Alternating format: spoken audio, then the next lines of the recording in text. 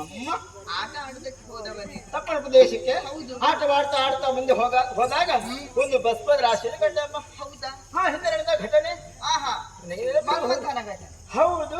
ಅದನ್ನು ಒಂದಿಷ್ಟು ಬಸ್ ತೆಗೆದು ಸುಂದರವಾದ ಪ್ರತಿಮೆ ನಾನು ಮಾಡಿದ್ದೇನೆ.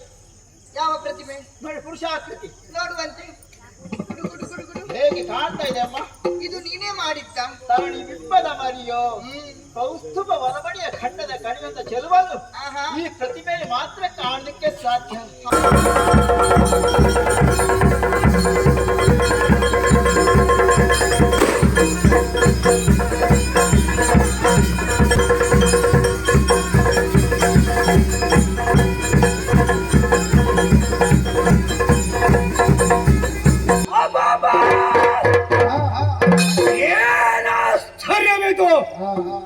ಆಕಾಶದಿಂದ ಕೆಳಗೆ ಬಿದ್ದರು, ಭೂಮಿಯಿಂದ ಮೇಲೆದ್ದು ಬಂದರು. ಹೇಗೆ ಹುಟ್ಟಿಕೊಂಡೆ? ಯಾರಿಂದ ಹುಟ್ಟಿಕೊಂಡೆ? ಏನಾಗಿ ಹುಟ್ಟಿಕೊಂಡೆ? ಒಮ್ಮಿಂದೊಮ್ಮೆಲೆ ಇಲ್ಲಿ ಕಾಣಿಸಿಕೊಂಡವರು ನಾನಿದ್ದೇನೆ. ಹಾಗಿದ್ರೆ ನನ್ನ ಹುಟ್ಟಿಗೆ ಕಾರಣೀಕರ್ತರು ಯಾರು ಅನ್ನೋದನ್ನು ಯೋಚನೆ ಮಾಡ್ತಾ ಇದ್ದ ಹಾಗೆ, ಏನು ಹೊಟ್ಟೆ ಯಾರು ಬೆಂಕಿಟ್ಟಂತಹ ಅಲ್ಲ ಅಲ್ಲ, ಹಸಿವಿನ ಹುರಿ. ಏನನ್ನಾದ್ರೂ ತಿನ್ಬೇಕು, ಯಾವುದನ್ನಾದ್ರೂ ತಿನ್ಬೇಕು, ಎಲ್ಲಿಯಾದ್ರೂ ತಿನ್ಬೇಕು. ನೇರವಾಗಿ ನನ್ನದಾದಂತಹ ದೃಷ್ಟಿಯನ್ನು ಮೇಲೆ ಹರಿಸಿದಂತಾದ್ರೆ ಏನೋ ಆಶ್ಚರ್ಯವನ್ನು ಕಾಣ್ತಾ ಇದ್ದೇನೆ. ಒಬ್ಬರಲ್ಲ, ಇಬ್ಬರಲ್ಲ, ನೂರಲ್ಲ, ಸಾವಿರವಲ್ಲ, ಅದಕ್ಕೂ ಮಿಕ್ಕಿದಂತಹ ಜನಸಂಖ್ಯೆ ಅತ್ತಿಂದಿತ್ತ ಇತ್ತಿಂದತ್ತ ಓಡಾಡ್ತಾ ಇದೆ. ಹಾಗಿದ್ರೆ ನನ್ನ ಹಸಿವನ್ನು ನಿವಾರಿಸಿಕೊಳ್ಳುವುದಕ್ಕೆ ಇವರನ್ನು ತಿಂದರೆ ಮಾತ್ರ ಸಾಧ್ಯ. ಹಾಗಾಗಿ ತಡ ಮಾಡುವುದು ಯಾಕೆ? ಕೆಳಗಿನಿಂದ ನೇರ ಮೇಲೆ ಕೇಳ್ತೇನೆ.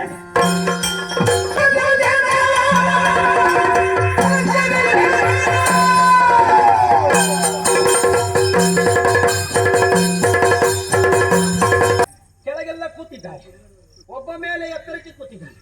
ಹೀಗೆ ಮಾಡುವ. ಈಗ ಮೊದಲು ಇವರನ್ನು ತಿನ್ನುವುದಕ್ಕಿಂತ ಅವನನ್ನೇ ತಿಂದ್ರು ಒಳ್ಳೆದು. ಯಾಕೆ? ನೋಡುವುದಕ್ಕೆ ಸ್ವಲ್ಪ ಗಟ್ಟಿಮುಟ್ಟಾಗಿದ್ದಾನೆ. ಈಗಾಗಲೇ ಇಲ್ಲೇ ಕುಳಿತಂತ ಇವನ ನಾನು ಮುಕ್ಕಬೇಕಂತ ಮುಂದೆ ಬರುದು. ನಿಲ್ಲು. ನೀನ್ ಯಾಕೆ ಕೈ ಎತ್ತುವುದು? ನನ್ನನ್ನು ತಿಂದರೆ ನಿನಗೆ ಜೀರ್ಣ ಆದ. ಸ್ವಲ್ಪ ಮುಂದೆ ಬಾ. ಯಾಕೆ? ಇನ್ನು ಸ್ವಲ್ಪ ಮುಂದೆ ಬಾ. ಬಂದೆ. ಇದು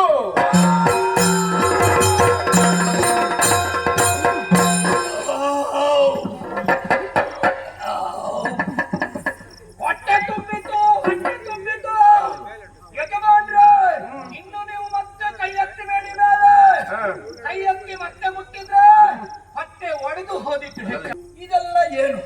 ಇಲ್ಲಿಗೆ ನೀನು ಯಾರು? ಇವರೆಲ್ಲ ಯಾರು? ನನಗೂ ನಿನಗೂ ಏನು ಸಂಬಂಧ? ಇಲ್ಲಿಗೆ ಕೈಲಾಸಗಿರಿ ಅಂತ ಹೆಸರು. ಹೇಗೆ? ರಜತಗಿರಿ, ಕೈಲಾಸಗಿರಿ, ಬೆಳ್ಳಿ ಬೆಟ್ಟ ಎಂಬುದಾಗಿ ಕರೀತಾರೆ. ಈ ಕೈಲಾಸಕ್ಕೆ ನಾನು ಒಡೆಯ. ಒಡೆಯ? ನಿಮ್ಮ ಹೆಸರು? ಪರಮೇಶ್ವರ ಎಂಬುದಾಗಿ. ನನಗೂ ನಿನಗೂ ಏನು ಸಂಬಂಧ? ಓಹೋ, ಅದು ಮುಖ್ಯ ಬೇಕಾದ. ಹೌದು. ನೀನು ನನ್ನ ಮಗ, ನಾನು ನಿನ್ನ ಅಪ್ಪ, ಅವಳು ನನ್ನ ಹೆಂಡತಿ. ನಿಮಗಿಬ್ಬರಿಗೂ ಸಂಬಂಧ ಇದ್ರೆ ನನಗೂ ಸಂಬಂಧ ಆಗ್ತದೆ. ಹಾಗಿದ್ರೆ ಹೇಗೆ ಅದು? ನನಗೆ ಹೆಂಡತಿ, ನಿನಗೆ ಅವಳ ಅಮ್ಮ.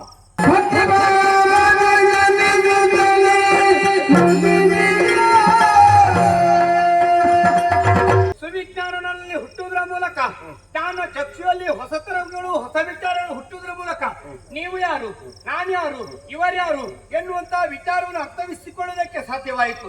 ಅಮ್ಮ, ಮತ್ತೊಮ್ಮೆ ನಿಮ್ಮ ಚರಣಾರವಿಂದಕ್ಕೆ ಎರಗಿಕೊಳ್ಳುತ್ತಾ ಇದ್ದೇನೆ. ಆಗ ನನಗೆ ಅಜ್ಞಾನದ ಅಂಧಕಾರ, ಏನು ಮಾತಾಡ್ತಾ ಇದ್ದೀವಿ ಅರ್ಥವಾಗಲಿಲ್ಲ. ಹಾಗಾಗಿ ತಪ್ಪು ತಪ್ಪಾಗಿ ಮಾತಾಡಿದ್ದೇನೆ. ನನ್ನನ್ನು ಕ್ಷಮಿಸಿ, ಆಶೀರ್ವದಿಸಿ, ನನ್ನನ್ನು ಅನುಗ್ರಹಿಸಬೇಕಮ್ಮ. ಮಗನೇ, ಇದೇನು ಆಶ್ಚರ್ಯವನ್ನು ಕಾಡ್ತಾ ಇದ್ದೇನೆ. ಒಂದಲ್ಲ, ಎರಡಲ್ಲ, ಮೂರಲ್ಲ, ನಾಲ್ಕಲ್ಲ, ಐದಲ್ಲ, 6. ನಮಗೆಲ್ಲ ಒಂದೇ ಮುಖ, ಆದ್ರೆ ಈ ವ್ಯಕ್ತಿಗೆ 6 ಮುಖ. ಇವ ಯಾರು? ನಿಮಗೇನು ಸಂಬಂಧ, ನನಗೇನು ಸಂಬಂಧ? ಅವನನ್ನ ಮಗ.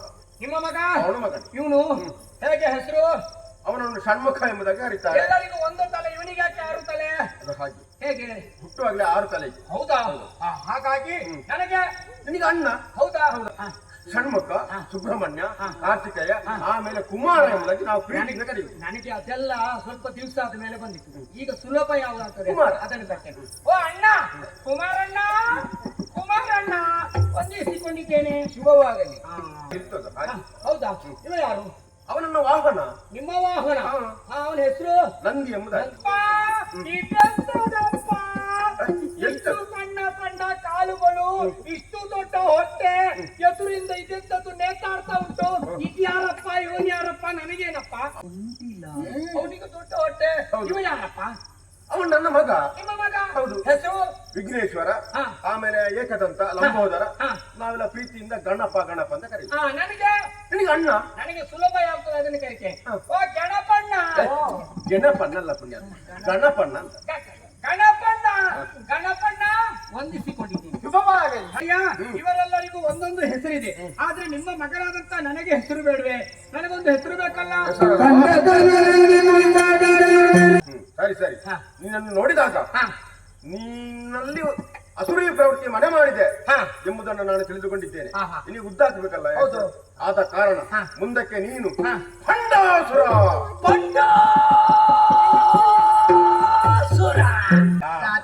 ಆದ್ರೆ ಪಾಯಸ ಅದು ಬೇಕೆ. ನಾವು ಆಟದಿಂದ ಬರುವಾಗ ಪಾಯಸ ದುಡ್ಡ ಇಲ್ಲದಿದ್ರೆ ನಮ್ಮ ಆಟ ಇಲ್ಲ. ಹೌದಾ?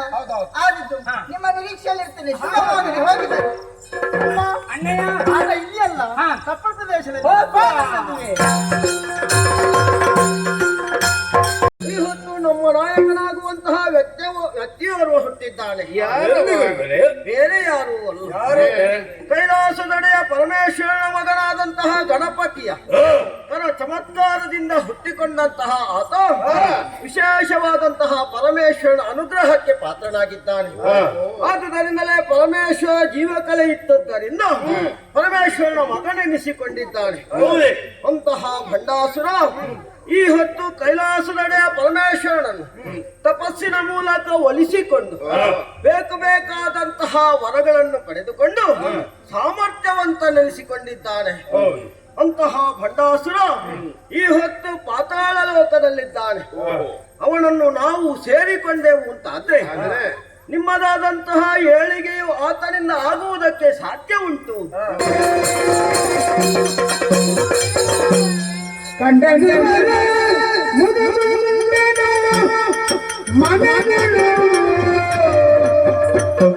ಸ್ವಾಮಿ, ಮತ್ತೊಮ್ಮೆ ಮಗದೊಮ್ಮೆ ನಮ್ಮತ್ತಾದಂತಹ ಪವಿತ್ರವಾದಂತಹ ಚರಣಾರವಿಂದಗಳಿಗೆ ಭಂಡಾಸುರ ಪ್ರಣಾಮಗಳನ್ನು ಸಲ್ಲಿಸ್ತಾ ಇದ್ದೇನೆ. ಶುಭವಾಗಲಪ್ಪ ಎದ್ದೇಳು. ಭಂಡಾಸುರ ಸ್ವಾಮಿ, ಸಮರ ಧೀರ ಪ್ರಚಂಡ. ಓಹೋ, ನಿನ್ನ ನೆಗಲ್ತೆಯನ್ನು ಕೇಳಿ ನಿನ್ನನ್ನು ನೋಡುವುದಕ್ಕೆಂದೇ ಬಂದವನು ಹೊರತು ನಾವು ಯಾರು ಮಹಾತ್ಮರು ಅಂತ ಗೊತ್ತಾಗಲಿಲ್ಲ. ಅಸುರ ಕುಲಗುರು ಶುಕ್ರಾಚಾರ್ಯ. ಶುಕ್ರಾಚಾರ್ಯರು. ಸ್ವಾಮಿ ಸ್ವಾಮಿ ಸ್ವಾಮಿ, ಮತ್ತೊಮ್ಮೆ ಪ್ರಣಾಮವನ್ನು ಸಲ್ಲಿಸ್ತೇನೆ. ಆಶೀರ್ವಾದ ಮಾಡಬೇಕು, ಆಶೀರ್ವಾದ ಆಗ್ಲಿ ಆಗ್ಲಿ ಎದ್ದೇಳು. ನಾನು ಅವರವನೇ ಬಂದದ್ದಲ್ಲ. ಹೌದು. ನೋಡಿದೆಯೋ, ಹಿಂದೂ ದೈತ್ಯರು ಅವರೂ ನನ್ನ ಶಿಷ್ಯರೇ ಹೌದು. ಅವರನ್ನೆಲ್ಲ ಸೇರಿಸಿಕೊಂಡು ನಿನ್ನನ್ನೇ ಕಾಣಬೇಕನ್ನುವಂತಹ ಉದ್ದೇಶದಿಂದ ನಿನ್ನ ಬಳಿಗೆ ಬಂದವರಿದ್ದೇವೆ. ಕಾರಣ ನಿನ್ನನ್ನು ಕಂಡು ಬಹಳಷ್ಟು ಸಂತೋಷವಾಯಿತಪ್ಪ. ನಿನ್ನಿಂದ ನೆರವೇರುವಂತ ಅಪೇಕ್ಷೆ. ಯಾವ ರೀತಿ ಗುರುಗಳೇ? ನೋಡಿದೆಯೋ, ಇವರೆಲ್ಲ ಇಷ್ಟು ಮಂದಿದ್ದಾರೆ. ಹೌದು.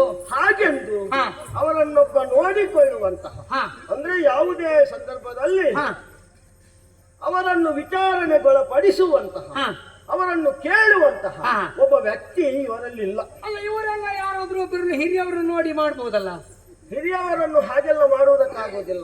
ಆ ಜಾಗಕ್ಕೆ ಕೇವಲ ವಯಸ್ಸಿನಲ್ಲಿ ದೊಡ್ಡವರಾದ ಮಾತ್ರಕ್ಕೆ ಅವರಲ್ಲಿ ಅನುಭವ ಕಡಿಮೆ ಇರ್ತದೆ. ಅನುಭವಿಯಾಗಿರಬೇಕು. ಹೌದು. ಮುನ್ನಡೆಸುವಂತಹ ಯೋಗ್ಯತೆಯು ಇರಬೇಕು. ಹಾಗಾಗಿ ಇವರಿಗೆಲ್ಲ ಒಬ್ಬ ನಾಯಕ ಬೇಕು ಎಂಬ ತೀರ್ಮಾನವನ್ನು ಗೈದು ಅವರನ್ನು ನಿನ್ನಲ್ಲಿಗೆ ಕರೆದು ತಂದಿದ್ದೇನೆ. ಈಗ ಇವರಿಗೆಲ್ಲ ನೀನು ನಾಯಕನಾಗಿ ಒದಗಿ ಬರಬೇಕು. ಸ್ವಾಮಿ, ನಿಮ್ಮ ಮಾತಿಗೆ ಪ್ರತಿ ಮಾತಾಡ್ತಾನೆ ಬಂಡಾಸುರನಾಗಿ ತಪ್ಪಾಗಿ ಅರ್ಥವಿಸಿಕೊಳ್ಳಬಾರದು. ಕಾಡಿನಲ್ಲಿ ಕಲ್ಲಿನ ಮೇಲೆ ಕೂತಿದ್ದೇನೆ, ಏನೂ ಇಲ್ಲ, ಎಂತದ್ದು ಇಲ್ಲ. ನೀವು ಬಂದು ಹೇಳ್ತಾ ಇದ್ದೀರಿ, ಮಗನೇ ಇವರಿಗೆಲ್ಲ ನೀನು ಅಧಿಕಾರಿಯಾಗು, ಇವರನ್ನೆಲ್ಲ ನೋಡಿಕೊಂಡು ಬಾ, ಬಂಡಾಸುರ ನೀನು ಲೋಕಮುಖದಲ್ಲಿ ಶ್ರೇಷ್ಠನಾಗು ಅಂತ ಹೇಳ್ತಾ ಇದ್ದೀವಿ. ಎಂತದ್ದು ಇಲ್ಲ, ಏನು ಇಲ್ಲದೆ ನಾನು ಅಧಿಕಾರಿಯಾಗಿ ಇವರನ್ನು ಮುನ್ನಡೆಸುವುದು ಹೇಗೆ ದೇವರೇ? ಬಂಡಾಸುರ ಗುರುವರ್ಯ, ಇವತ್ತು ನಿನ್ನಲ್ಲಿ ಏನೂ ಇಲ್ಲದೆ ಇರಬಹುದು, ಆದ್ರೆ ಎಲ್ಲವನ್ನು ಸಾಧಿಸುವಂತಹ ಯೋಗ್ಯತೆ ನಿನ್ನಲ್ಲೇ ಇಲ್ಲ. ಎಲ್ಲರೂ ನೋಡಿಕೊಳ್ಳಬೇಕಾದ್ರೆ ಯೋಗ್ಯವಾದ ಅರಮನೆ ಬೇಕು, ದೊಡ್ಡ ಕಟ್ಟಡ ಬೇಕು, ಯಾವುದು ಕಾಣುವುದಿಲ್ಲ ಇಲ್ಲಿ. ಹೇಗೆ ಇವರನ್ನೆಲ್ಲ ಸಾಕುದು ನಾನು? ಕಾಣುವುದು ಹೇಗೆ ಅಂದ್ರೆ ಕಾರ್ಯ ಮಾಡಬೇಕಾದವನೇ ಕೈಗಟ್ಟಿ ಕುಳಿತ ಅಂತಾದ್ರೆ ಆಗುವುದು ಹೇಗೆ ಅಂದ್ರೆ ನಿನ್ನಲ್ಲೇ ಆ ಯೋಗ್ಯತೆ ಉಂಟು. ಪರಮೇಶ್ವರನನ್ನೇ ಒಲಿಸಿಕೊಂಡು ಸೃಷ್ಟಿ ಸ್ಥಿತಿ ಲಯ ಅನ್ನುವಂತಹ 3 ಕಾರ್ಯಗಳನ್ನು ಮಾಡಬಲ್ಲಂತಹ ಯೋಗ್ಯತೆ ಉಳ್ಳಂತಹ ನೀನು ಏನು ಅರಿಯದವನಂತೆ ನಿನ್ನಷ್ಟಕ್ಕೆ ನೀನು ಕುಳಿತುಕೊಂಡಿದ್ದೆಲ್ವ. ಹಾಗಾಗಿ ನಿನಗೆ ಸೃಷ್ಟಿ ಮಾಡುವಂತಹ ಕಾರ್ಯ ಒದಗಿ ಬಂದದ್ದರ ದಿಸೆಯಿಂದಲಾಗಿ ಇಲ್ಲಿಯೇ ಒಂದು ಭವ್ಯವಾದಂತಹ ಅರಮನೆಯನ್ನು ನಿರ್ಮಿಸು.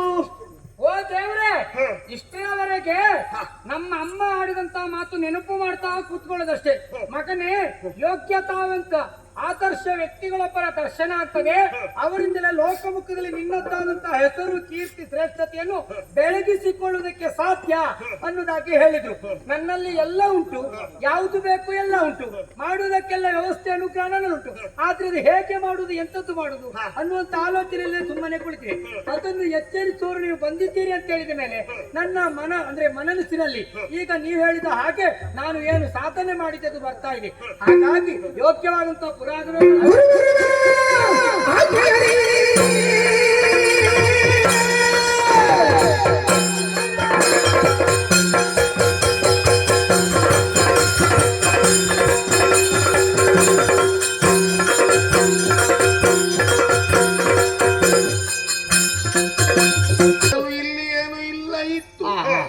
ಇವಾಗ ಎಲ್ಲವೂ ಆಯಿತು. ಮೊದಲು ಶೂನ್ಯವಾಗಿ ಇತ್ತು, ಇವಾಗ ಆಗಬಹುದು. ಹೇಗೆ ಶೂನ್ಯವಾಗಿದ್ದಂತಹ ಈ ಪ್ರದೇಶ ಇನ್ನು ಮುಂದಕ್ಕೆ ಶೂನ್ಯಕಾಪುರ. ಹೇಗೆ ಆ ಯೋಗ್ಯತೆ ಇರುವಂತವನು ಪೀಠಾಧಿಪತಿಗೆ ನೀನೇ ಸರಿ. ಹೌದಾ? ಹಾಗಾದ್ರೆ ಏರ್ಬೇಕ ಪೀಠ. ಏರಿಕೊಳ್ಳು. ಆಶೀರ್ವಾದ. ಎಲ್ಲರಿಗೂ ನಮಸ್ಕಾರ. ಏರಿಕೊಳ್ಳುತ್ತೇನೆ.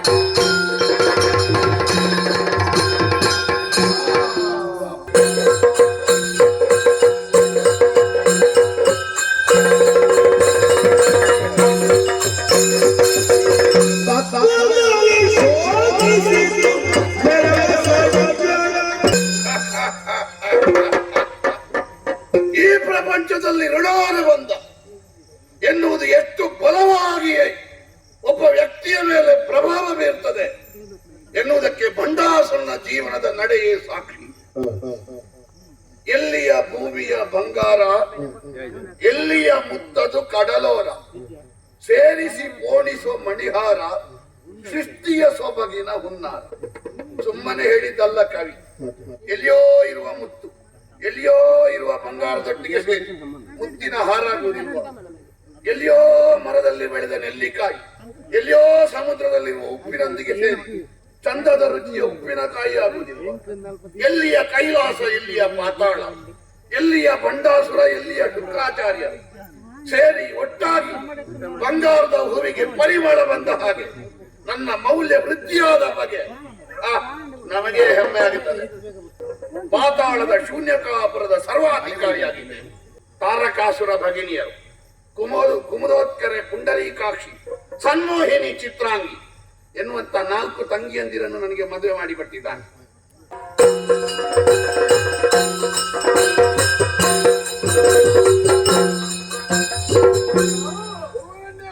ಮಂತ್ರಿಗಳು ಏನು ಬಂದಿರಿ? ನಿಮ್ಮ ಮುಖದಲ್ಲಿ ನೋಡುವಾಗ ಏನನ್ನೋ ಹೇಳಬೇಕು ಎನ್ನುವಂತ ಆಕಾಂಕ್ಷೆ ಉಂಟು. ಅಮೃತ ವಿಶಿಷ್ಟವಾದಂತಹ ಸುವಸ್ತು ಇದು ಸಿಗ್ತದಂತಾಗುವಾಗ ಯಾರು ಬಿಡ್ತಾರಂತ ಹೇಳಿ ಆ ಸಮಯದಲ್ಲಿ ಬಲಿಯೇ ಒಂದು ಮಾತನ್ನ ಹೇಳಿ. ಏನು? 66 ಕೋಟಿ ನಾವಿದ್ದೇವೆ, 33 ಕೋಟಿ ದೇವತೆಗಳಿದ್ದಾರೆ. ಎಷ್ಟಾದ್ರೂ ನಮಗಿಂತ ಅವರು ಕಡಿಮೆ, ಅರ್ಧ ಪಾಲಿರುವುದವರು, ಅರ್ಧ ಪಾಲು ಕಡಿಮೆ. ಹಾಗಾಗಿ ಬರುವಂತ ಯಾವುದೆಲ್ಲ ಸುವಸ್ತು ಉಂಟು ಅದರಲ್ಲಿ 3 ಪಾಲಾಗುತ್ತೆ. 3 ಪಾಲು ಯಾಕೆ?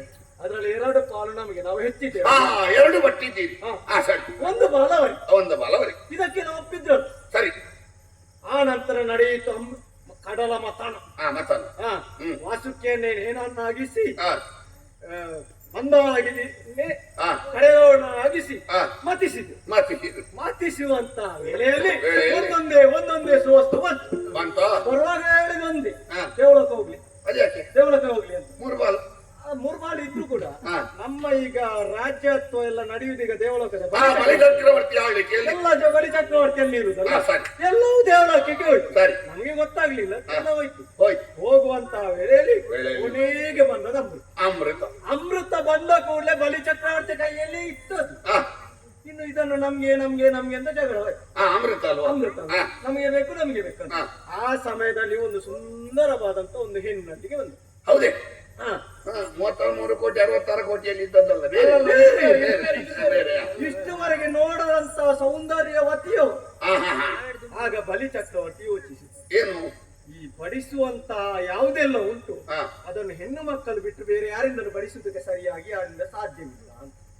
ಅಲ್ಲ 7-8 ಜನಕ್ಕೆಲ್ಲ ಸರಿ, ಸಾರ್ವಜನಿಕ 1000 ಜನಕ್ಕೆಲ್ಲ ಗಂಡು ಮಕ್ಕಳು ಬಡಿಸಬೇಕು. ಯಾಕೆ? ಅಲ್ಲ ಅಲ್ಲ, ಬಲಿ ಚಕ್ರವರ್ತಿಯ ನಿರ್ಧಾರ ಬಗ್ಗೆ ನಮ್ಮ ಆಕ್ಷೇಪ ಇಲ್ಲ. ಹೌದು, ಇರ್ಲಿ ಅಪ್ಪ. ಹೌದು. ಹಾಗಾಗಿ ಏನು ಮಾಡೋಣ ಅಂತ ಹೇಳಿ ಅವರ ಹತ್ರ ಹೋಗಿ ಹೇಳಿದ್ರು, ಸರಿ. ಈ ಬಾಂಧವದಲ್ಲಿ ಇರುವುದನ್ನು ಸರಿಯಾಗಿ ಎಲ್ಲರಿಗೆ ಅವಳ ಬಗ್ಗೆ ವಿಶ್ವಾಸದಿಂದ ಬಾಂಡವನ್ನು ಅವಳಿಗೆ ಕೊಡ್ತಾರೆ. ಆ ಸಮಯದಲ್ಲಿ ಅವಳು ಹೇಳಿದಂತ ಮಾತೇನು? ಏನು? ನೀವು 66 ಕೋಟಿ ಇದ್ದೀರಿ, ಹಾ. ನೀವು ತುಂಬಾ ಮಂದಿ ಇದ್ದೀರಿ, ಹೌದು. ಹಾಗಾಗಿ 2 ಪಂಕ್ತಿಯನ್ನಾಗಿ ನೀವು 2 ಬಂತು. 2 ಪಂಕ್ತಿ. ಹಾ. ಹಾಗಾಗಿ ಮತ್ತೊಂದು ವಿಚಾರ ಹೇಳಿದ್ದಾರೆ. ಏನು? ಮೊದಲಾಗಿ ನಾವು 33 ಕಡಿಮೆ ಇರುವ ದೇವತೆಗಳಿಗೆ ನಾನು ಬಡಿಸ್ತೀನಿ. ಹಾ. ಯಾಕೆಂತ ನಾವು ಕೇಳಿದ್ದೆವು, ಕೇಳದೆ ಬಿಡ್ಲಿಕ್ಕಿಲ್ಲ. ಮತ್ತೆ ನಾವೇ ಹೋಗಿದ್ವಿ. ಹಾ. ಆಗ ಅವರು ಹೇಳಿದ್ರು, ಹಾ. ಮೇಲೆ ಇದೆ ಅಲ್ಲ ಬಾಣದ ಮೇಲೆ, ಹಾ. ಅದು ನೊರೆ ನೊರೆ ಸ್ವಲ್ಪ ತೆಳ್ಳಗಿದೆ. ತೆಳ್ಳಗೆ. ಹಾ. ಈ ಅಡಿ ಭಾಗದಲ್ಲಿ ಇದು ದಪ್ಪ. ಹಾ. ಈ ಅಡಿಯಲ್ಲಿ ದಪ್ಪ ಉಂಟಲ್ಲ, ಹಾ. ಅದನ್ನು ನಿಮ್ಗೆ ಬಡಿಸ್ತೇವೆ ಅಂತ ಹೇಳಿ. ಹಾ. ಅದಕ್ಕೆ ನಾವು ಆ ತೆಳ್ಳಗೆ ಅವರಿಗಿರ್ಲಿ, ಹಾ. ದಪ್ಪದು ನಮಗಿರ್ಲಿ, ನಮ್ಗಿರ್ಲಿ. ನೊರೆ ಎಲ್ಲ ಅವರಿಗೆ ಹೋಗ್ಲಿ. ಇದು ಅಮೃತ ತೆಳ್ಳಗಾದದ್ದ, ಬುದ್ಧಿ ತೆಳ್ಳಗಾದದ್ದ, ಬುದ್ಧಿ ದಪ್ಪಾದದ್ದ, ಅಮೃತ ದಪ್ಪಾದದ್ದ ಗೊತ್ತಿಲ್ಲ. ಒಟ್ಟಾರೆ ನೀವು ಒಪ್ಪಿಕೊಂಡಿ. ಹಾ. ಸರಿ. ಅವನು ಬಡಿಸ್ತಾ ಮುಂದೆ ಮುಂದೆ ಬಂದು ಹಾ. ಬರುವಂತ ವೇಳೆ ನಮ್ಮಲ್ಲಿ ಒಬ್ಬ ಸ್ವಲ್ಪ ಬುದ್ಧಿವಂತ ಒಬ್ಬ ಇದ್ದ. ಯಾರು? ಅವನೇ ಸ್ವರ್ಬಾನು. ಹೌದೇ? ಹಾ. ಹಾ. ಅವ ನಮ್ಮ ಪಂಕ್ತಿಯಿಂದ ದೇವತೆಗಳ ವೇಷದಿಂದ ಅವರ ಪಂಕ್ತಿಯಲ್ಲಿ ಹೋಗಿ ಸೇರಿಕೊಂಡು. ಹೌದಾ? ಹಾ. ಅದು ಯಾಕೆ? ಯಾಕೆಂದ್ರೆ ಇದರಲ್ಲಿ ಏನೋ ಒಂದು ಮೋಸ ಇದೆ ಎಂದು ಅವರಿಗೆ ಗೊತ್ತಾಗಿದೆ, ಈ ಕಡೆಯಿಂದ ಆ ಕಡೆ ಹೋದ. ನಮಗೆ ಗೊತ್ತಾಗ್ಲಿಲ್ಲ, ಅವರಿಗೆ ಗೊತ್ತಾಗಿದೆ. ಗೊತ್ತಾಯ್ತು. ಅಷ್ಟೊತ್ತಿಗೆ ಇವನ ಕೈಗೆ ಅಮೃತವನ್ನ ಹುಡುಗಿ ಹಾಕಿ ಹಾಕಿದ ಕೂಡಲೇ ಪಾನಿಸ್ತೇನೆ ಅಂತ ಕೈ ಮೇಲೆ ಎತ್ತುವಾಗ ಸೂರ್ಯಚಂದ್ರನು ಹೇಳಿದನು, ಏನಂತ? ಸ್ವರ್ಬಾನೆನ್ನುವಂತ ರಾಕ್ಷಸ ಅಮೃತವನ್ನ ಓಡ್ತಾ ಇದ್ದಾನೆ. ಅಷ್ಟೇ ಹೊತ್ತಿಗೆ ಈ ನಾರಿಯ ಕೈಯಲ್ಲಿರುವಂತಹ ಸೌಟು ಚಕ್ರವಾಯ್ತು. ಅದು ಸೌಟು ಚಕ್ರ ಆದದ್ದು ಹೇಗೆ? ಅದೇ ಹೇಗೆ ಅಂತ ನಾವು ನೋಡುವಾಗ ಪ್ರಭು ಏನಂತ ಹೇಳುವುದು, ನಾರಿಯಾಗಿ ಬಂದವುದು ಬೇರೆ ಯಾರಲ್ಲ, ಮತ್ತೆ ಆ ವೈಕುಂಠವಾಸ ಅಂತ ನಾರಾಯಣ ಸಿರಿಯೇಸ ಮಾಡಿದ್ದು. ನಾರಾಯಣ ಸಿರಿಯೇಸ. ನಿಮಗೂ ಸ್ತ್ರೀವೇಷದ ಹುಚ್ಚು ಜೋರು ಉಂಟು. ಇಲ್ಲದ್ರೆ ಪಾಂಡ ಆ ಸ್ತ್ರೀವೇಷಕ್ಕೆ ಕೊಡ್ತೀರಾ ನೀವು? ಆಗಲ್ಲ ನಮಗೆ ಗೊತ್ತಾಗ್ಲಿಲ್ಲ. ಹುಡುಗಿಯರನ್ನೇ ಮೋಸ ಮಾಡುವಂತಹ ಸ್ತ್ರೀವೇಷ, ಚಂದದ ರೂಪ, ಅಂತಹ ಚಂದದ ರೂಪ ನಮಗೆ ಯಾವುದೆಲ್ಲ ಸಿಗಬೇಕಿತ್ತು ಆ ಮತನ ಕಾಲದಲ್ಲಿ ಯಾವುದೂ ಸಿಗ್ಲಿಲ್ಲ. ಅದು ನಿಮ್ಮ ತಪ್ಪಲ್ಲ. ಮತ್ತೆ ಸ್ತ್ರೀವೇಷದ ಹುಚ್ಚಿಗೆ ಯಾರು ಬಲಿಯಾದನೋ ಅವನಿಗೆ ಸಿಗುದು ಯಾವುದು ಸಿಗುದಿಲ್ಲ, ಅವ ಕಳ್ಕೊಳ್ಳುದೇ. ಕಳ್ಕೊಳ್ಳುದಲ್ಲ, ಮತ್ತೆ ಇದೆಲ್ಲ ಬಲಿ ಕಳ್ಕೊಂಡದ್ದು. ನಾವು ಏನು ಮಾಡಿದ್ದೇವೆ? ನೀವು ದುಡಿಲಿಲ್ವಾ? ನಾವು ದುಡಿದಿದ್ದೇವಲ್ಲ. ಹೌದು. ಈಗ ಅವ ಕಲೆ ಕಡಿದಾಗ ಸತೇ ಹೋದನ? ಇಲ್ಲ ಇಲ್ಲ ಇಲ್ಲ, ಅವನ ಮುಂಡ ಬೇರೆ ಆಯ್ತು. ಬೇರೆ ಆಗಿ ರಾಹು ಕೇತು ಅಮೃತ ಕುಡಿದಿದ್ದಾನಲ್ಲ. ನವಗ್ರಹಗಳಲ್ಲಿ ಇವಾಗ ಅವನು ಆಯ್ಕೆಯಾಗಿದ್ದಾನಲ್ಲಿ. ಅವ ಅಕ್ರಮವಾಗಿ ಆದ್ರೂ ಒಂದು ತೊಟ್ಟು ಒಂದು ಬಿಂದು ಕುಡಿದ, ನಿಮಗೆ ಸಿಕ್ಕಿದ. ನಮಗೆ ಏನು ಇವಾಗ ಅದೇ ಸಿಗ್ಲಿಲ್ಲ ನಮಗೆ. ಕೇಳುವುದಕ್ಕೆ ಹೋದವರನ್ನು ಯಾರನ್ನು ಅವರು ಸುಮ್ಮನೆ ಬಿಡ್ಲಿಲ್ಲ. ಮತ್ತೆ ಹೇಳಿದ್ರು ನಮಗೆ ಕೊಡುವವರು ಯಾರಿಲ್ಲ. ಈಗ ನಮ್ಮ ಈ ಕಷ್ಟವನ್ನು ಯಾರತ್ರ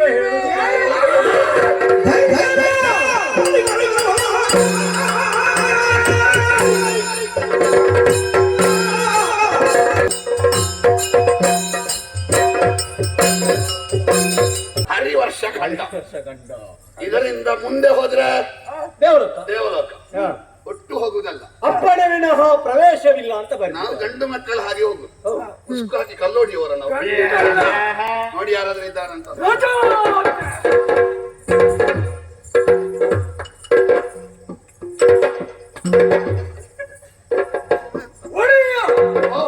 ದ್ವಾರಬಲಿಗೆ ಹೋದವು, ಅಲ್ಲೊಂದು ಪ್ರತಿಮೆ ಜೀವ ಇಲ್ಲ. ಇದಕ್ಕೆ ಜೀವ ಇಲ್ಲದ್ದು ಪ್ರಯೋಜನಕ್ಕುಂಟ?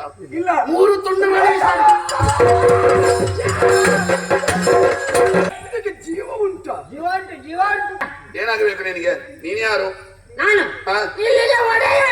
ಎಲ್ಲಿಂಟೋ ನಿನ್ನ ಬಂಗಾರದ ಕಿರೀಟ, ಎಲ್ಲಿಂಟೋ ನಿನ್ನ ನವರತ್ನ ಖಚಿತವಾದಂತಹ ಉಡುಪುಗಳು. ಈಗ ಏನು ನಿನ್ನ ಉದ್ಯೋಗ ಏನು? ನಾನು ಇಲ್ಲಿ ಕಾಯುವವ. ಹೌದಾ? ಹೌದು. ಯಾವುದನ್ನು? ದ್ವಾರದಲ್ಲಿ ದ್ವಾರದಲ್ಲಿ ಸಂದೇಶವನ್ನಿದ್ರೆ ಸಂದೇಶಾಚಾರ. ಸಂದೇಶಚಾರ. ಹೌದು.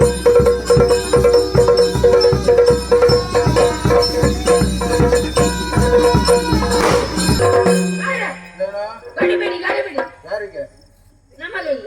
ಎಲ್ಲಿ? ದ್ವಾರದಲ್ಲಿ ದ್ವಾರದಲ್ಲಿ ಗಡಿಬಿಡಿ. ಗಡಿಬಿಡಿ. ದ್ವಾರದಲ್ಲಿ ಗಡಿಬಿಡಿ ಆದ ಕಾರಣ ನೀನು ಯಾಕೆ ಇಲ್ಲಿಗೆ ಬಂದದ್ದು? ಇಲ್ಲಿಗೆ ಬರುವುದಕ್ಕೆ ಕಾರಣ ಉಂಟು. ಏನು ಕಾರಣ? ಇಲ್ಲಿಗೆ ಕಳಿಸಿದ್ದು ನಾನು. ಯಾರು ಅವರು ಅವರಂದ್ರೆ? ವಿರೋಧಿಗಳು. ವಿರಾಜಿಗಳು.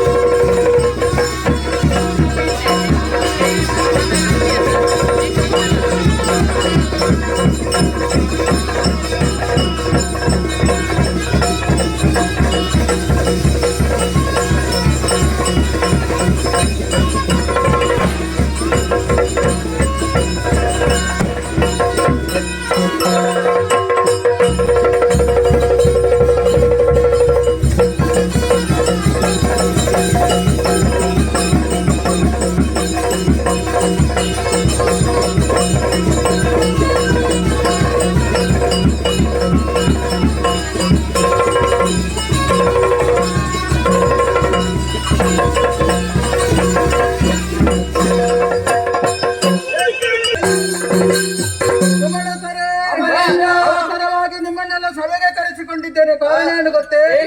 ಸೌನಕಾಪುರ ಧರಿಸ ಬಂಡಾಸುರನೆಂಬವ ಸಮುದ್ರ ಮತನ ಕಾಲವನ್ನು ಹಿಡ್ಕೊಂಡು ಬಂದಿದ್ದಾನೆ. ಅವರಿಗೆ ಮೋಸವಾಗಿದಂತೆ ನಾವು ಕೊಡ್ಲಿಲ್ಲಂತೆ, ಅದನ್ನು ಪಡೆಯುವುದಕ್ಕಾಗಿ ಕೇಳುವುದಕ್ಕೆ ಬಂದಿದ್ದಾನೆ. ಒಂದವನಿಗೆ ಉತ್ತರ ಕೊಡಬೇಕಾದ್ದು ನಮ್ಮ ಕರ್ತವ್ಯ. ಎಲ್ಲರೂ ಯುದ್ಧಕ್ಕೆ ಸಿದ್ಧರಾಗಿರಿ, ನಾನು ಜೊತೆಯಲ್ಲಿ.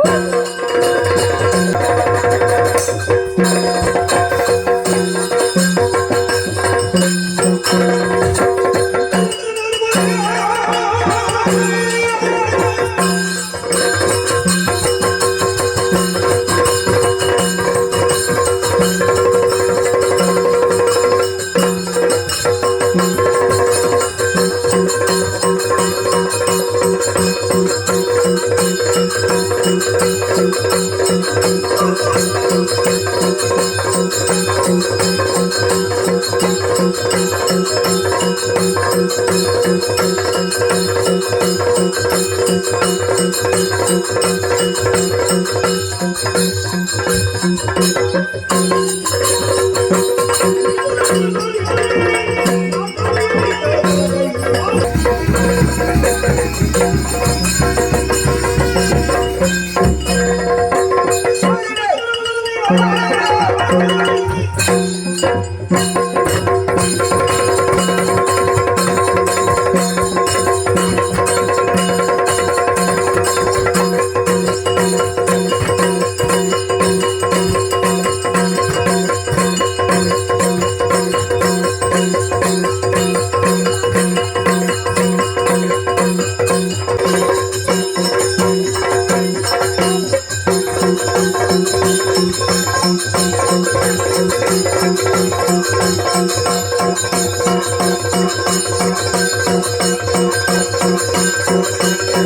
you.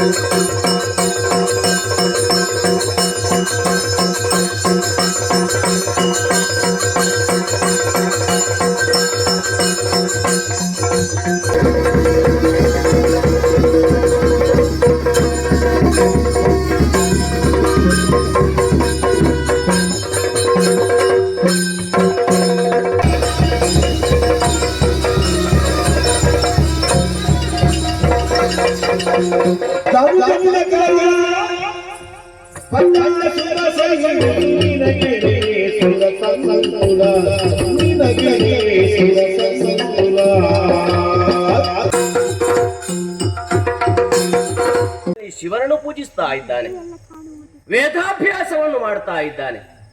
ಈ ರೀತಿ ಮಾಡಿದ್ರೆ ಖಂಡಿತವಾಗಿ ಭಂಡಾಸುರನನ್ನು ಕೊಲ್ಲುವುದಕ್ಕೆ ಅಸಾಧ್ಯವಾಗುತ್ತಾ ಇದೆ. ಹಾಗಿದ್ರೆ ಏನು ಮಾಡೋಣ? ಸರಿ ಸರಿ, ಒಂದು ದಾರಿ ಇದೆ, ಬೇರೇನಲ್ಲ. ಈ ಲೋಕದಲ್ಲಿ ಹೆಣ್ಣು ಹಣ್ಣು ಮಣ್ಣು ಇದಕ್ಕೆ ಮರುಳಾಗದವರು ಯಾರೂ ಕೂಡ ಇಲ್ಲ. ಹಾಗಂತ ಭಂಡಾಸುರನ ಬಗ್ಗೆ ಯೋಚನೆ ಮಾಡಿದ್ರೆ ಮಣ್ಣು ಹಣ್ಣು ಬೇಕಾದಷ್ಟು ಉಂಟು, ಅದಕ್ಕೆ ಮರುಳಾಗುವುದಕ್ಕೆ ಸಾಧ್ಯವೇ ಇಲ್ಲ. ಹಾಗಂತ ಒಂದು ರೂಪವತಿಯಾದಂತಹ ಹೆಣ್ಣನ್ನು ನೋಡಿದ್ರೆ ಭಂಡಾಸುರನ ಮರುಳಾಗುವುದಕ್ಕೆ ಸಾಧ್ಯ ಉಂಟು. ಅದಕ್ಕೆ ಬೇಕಾಗಿ ಏನು ಮಾಡೋಣ ಅಂತ ಯೋಚನೆ ಮಾಡಿದ್ರೆ ಈ ಹಿಂದೆ ನಡೆದಂತಹ ಘಟನೆ ಒಮ್ಮೆ ಸುರರು ಅಸುರರು ಸೇರಿ ಸಮುದ್ರವನ್ನು ಮತಿಸುತ್ತಿರುವ ಸಮಯದಲ್ಲಿ ಬಂದಂತ ಅಮೃತವನ್ನು ಬಡಿಸುವುದಕ್ಕೆ ನಾನೇ ಸ್ತ್ರೀವೇಷವನ್ನು ಮಾಡಿ ಹೋದದ್ದು ಉಂಟು. ಹಾಗಂತ ಈ ಹೊತ್ತಿನಲ್ಲಿ ನಾನೇ ಹೋಗಲೇ? ಅದು ಸರಿಯಾಗುವುದಿಲ್ಲ. ನಾನು ಹೋಗಿ ಸಂಹರಿಸಬಾರದು. ಅವನನ್ನು ಯಾರು ಕೊಲ್ಲಬೇಕು, ಅವರೇ ಕೊಂದ್ರೆ ಚಂದ. ಅದಕ್ಕೆ ಬೇಕಾಗಿ ಸೃಷ್ಟಿ ಸ್ಥಿತಿ ಲಯ ಎನ್ನುವಂತಹ 3 ಕರ್ತವ್ಯಗಳನ್ನು ನಾನೇ ಮಾಡುವುದಕ್ಕೆ ಸರ್ವಸಮರ್ಥನಾಗಿದ್ದೇನೆ, ಅಮ್ಮನ ಅನುಗ್ರಹದಿಂದ.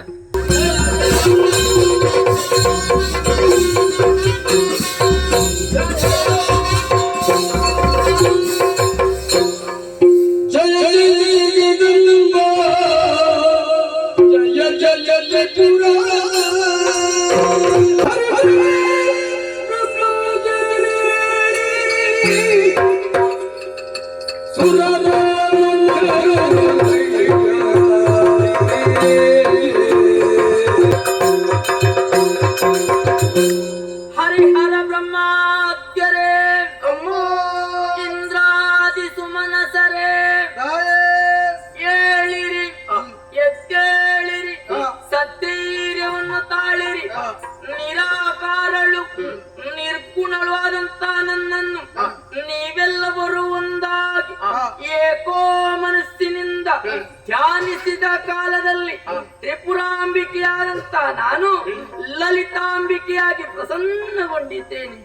ನಿಮ್ಮ ಮುಖವನ್ನು ವೀಕ್ಷಿಸಿದೆ ಎಂದಾದ್ರೆ ಕಷ್ಟ ಬಂದಿದೆ ಎಂಬುದಾಗಿ ಸ್ಪಷ್ಟ. ಯಾರಿಂದ ಯಾವ ರೀತಿಯಲ್ಲಿ? ಬಿತ್ತರಿಸಿ ಮಕ್ಕಳೇ, ಬಿತ್ತರಿಸಿ. ನಾರಾಯಣ, ಸರಿದಾಣದಲ್ಲಿ ಆಡುವಂತಹ ಮಾತುಗಳನ್ನು ಅವತರಿಸಬೇಕಮ್ಮ. ನಮ್ಮ ಕಷ್ಟದ ವಿಷಯವನ್ನು ಏನಂತ ಹೇಳಲಿ? ಏನಾಯಿತು? ವರ್ತಮಾನ ಕಾಲದಲ್ಲಿ ಶೂನ್ಯಕಾಪುರದ ಅಧಿಕಾರಿಯಾದಂತಹ ಖೂಳನಾದಂತಹ ಬಂಡಾಸುರ 3 ಲೋಕವನ್ನು ದೆಸೆಗಡಿಸಿದ್ದಾನಮ್ಮ. ಸಾಧು ಸಜ್ಜನರಿಗೆ ಬದುಕುವುದಕ್ಕೆ ಕಷ್ಟವಾಗಿದೆ, ನಾವೆಲ್ಲರೂ ಕಷ್ಟಕ್ಕೆ ಒಳಗಾಗಿದ್ದೇವೆ. ಅಂತಹ ದುಷ್ಟನನ್ನು ವಧಿಸಿ ನಮ್ಮನ್ನು ಪೊರೆಯಬೇಕಮ್ಮ. ಇನ್ನು ಕೆಲವು ದಿನಗಳಲ್ಲಿ ದುಷ್ಟ ಗಂಡನನ್ನು ಕೊಂದು ನಿಮಗೆಲ್ಲ ಕ್ಷೇಮವನ್ನು ಒದಗಿಸಿಕೊಡುತ್ತೇನೆ. ಧೈರ್ಯಸ್ಥರಾಗಿರಿ, ಧೈರ್ಯಸ್ಥರಾಗಿರಿ. ಮಾತೆಗೆ ವಾಸಕ್ಕೆ ಯೋಗ್ಯವಾದಂತಹ ಒಂದು ಭವನದ ಅವಶ್ಯಕತೆ ಬೇಕು ಮಾತ್ರ. ಒಂದು ಒಳ್ಳೆಯ ಸ್ಥಳ ಆಗಬೇಕು, ಒಳ್ಳೆಯ ಜಾಗ ಆಗಬೇಕು. ಅದಕ್ಕಾಗಿಯೇ ನಮ್ಮವನೇ ಆದಂತಹ ವಿಶ್ವಕರ್ಮನಿಗೆ ನಾನೊಂದು ನೇಮವನ್ನು ಕೊಟ್ಟದ್ದು. ಇದು ಇಷ್ಟು ಬೇಗ ನೇಮ ಕೊಟ್ಟಾಗಿದೆ?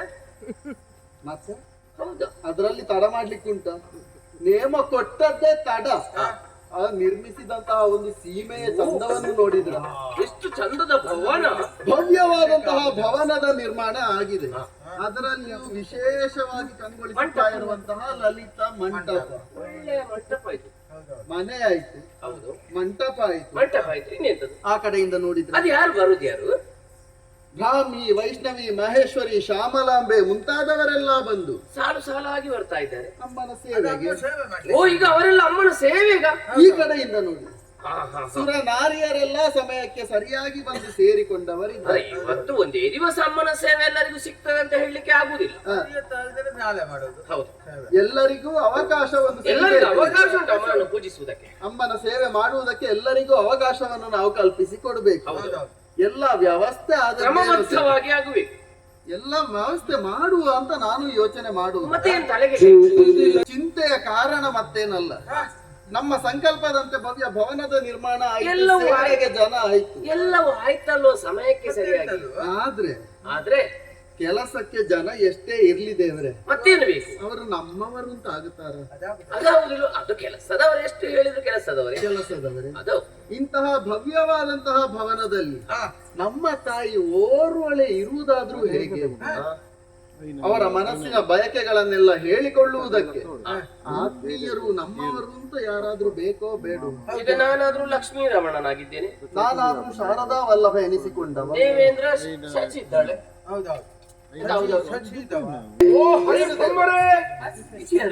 ದೂರದಲ್ಲಿ ಸ್ವರ ಕೇಳ್ತಾ ಸ್ವರ ನನಗೆ ಕೇಳಿದ್ದು ನೆನಪಿಲ್ಲ, ಈ ವ್ಯಕ್ತಿಯ ಪರಿಚಯ ಕೂಡ ಇಲ್ಲ, ಇಲ್ಲಿಯವರೆಗೆ ನೋಡ್ಲಿಲ್ಲ. ಬರಲಿಕ್ಕೆ ಕಾರಣ ಏನು? ನಿಮ್ಮ ಮನಸ್ಸಿನಲ್ಲಿರುವಂತಹ ಬಯಕೆ ಏನುಂಟು ಎಂಬುದನ್ನು ಎಲ್ಲವನ್ನು ತಿಳಿದುಕೊಂಡೇ ನಾನು ಬಂದವ. ನಮ್ಮ ಯೋಚನೆ ಗೊತ್ತಾಗಿದೆ. ಈಗ ಮಾತ್ರವಲ್ಲ, ನೀವು ಜನ ಯಾರಂತಲೇ ಗೊತ್ತಾಗಿದೆ. ಗೊತ್ತಾಗಲಿಲ್ಲ, ನಾನು ಆದಿಶಿವನು. ಓ ಆದಿಶಿವ. ಹೌದೌದು, ನನಗೆ ಸಹ ಒಂದು ಆಶೆ, ಮದುವೆ ಆಗಬೇಕೆಂಬ ಒಂದು ಆಶೆ. ಕನ್ಯಾರ್ಥಿ ಆಗಿ ನಾನು ಬಂದವ. ನನಗೆ ಹುಡುಕಿ ಹುಡುಕಿ ಸರಿಯಾದಂತ ಅನುರೂಪಣದಂತ ಒಂದು ವಧು ಎಲ್ಲಿ ಸಿಗುತ್ತಾಳೆ ಎಂಬುದಾಗಿ ನಿಮ್ಮ ರೂಪಕ್ಕೆ ಸಿಗ್ಲಿಲ್ಲ. ಇಲ್ಲ, ಹೀಗೆ ಆಲೋಚನೆ ಮಾಡುತ್ತಾ ಇತ್ತ ಕಡೆ ಬಂದನಂತಾದ್ರೆ ನೋಡಿದ್ದೇನೆ, ಹುಡುಗಿ ಆಗಬಹುದು ಅಂತ ನನಗೆ ಅನಿಸ್ತಾ ಇದೆ. ದೇವರೇ, ಮನೆಗೆ ಮದುವೆ ಮಾಡಬೇಕು ಎಂಬ ಹಾಗೆ ಯೋಜನೆ ನಮ್ಮ ಯೋಚನೆ ಅವಕಾಶ ಒದಗಿ ಬಂತಲ್ವ, ಮನೆಯಲ್ಲಿ ಕೇಳಿ ನಮ್ಮ ನಿರ್ಧಾರ ಸಾಕಾಗುವುದಿಲ್ಲ. ಅಮ್ಮ ಕಂದ, ಮಕ್ಕಳಾದಂತಹ ನಾವು ನಿಮಗೆ ಮದುವೆ ಮಾಡಿಸ್ಬೇಕಂತ ಮನಸ್ಸು ಆಗಿದೆ ಅಮ್ಮ. ನಿಮ್ಮ ಒಂದು ಮಾತು, ನಿಮ್ಮ ಅಪ್ಪಣೆ ನಮಗೆ ಬೇಕು. ಮಕ್ಕಳ ಆಸೆ ಈಡೇರಿಸಬೇಕಾದ್ದು ತಾಯಿಯಾದ ನನ್ನ ಕರ್ತವ್ಯ. ನಿಮ್ಮ ಇಚ್ಛೆಯೇ ನನ್ನ ಇಚ್ಛೆ. ಏನಂತೆ ಅವರಿಗೆ ಆಯ್ತು, ನನ್ನದು ಮೊದಲ ಒಪ್ಪಿಗೆ. ಹೌದಾ? ಹಾಗಾದ್ರೆ ನೀವು ತಡ ಮಾಡುದು ಬೇಡ. ನಮ್ಮ ಸಿದ್ಧತೆ ಎಲ್ಲ ದೇವೇಂದ್ರ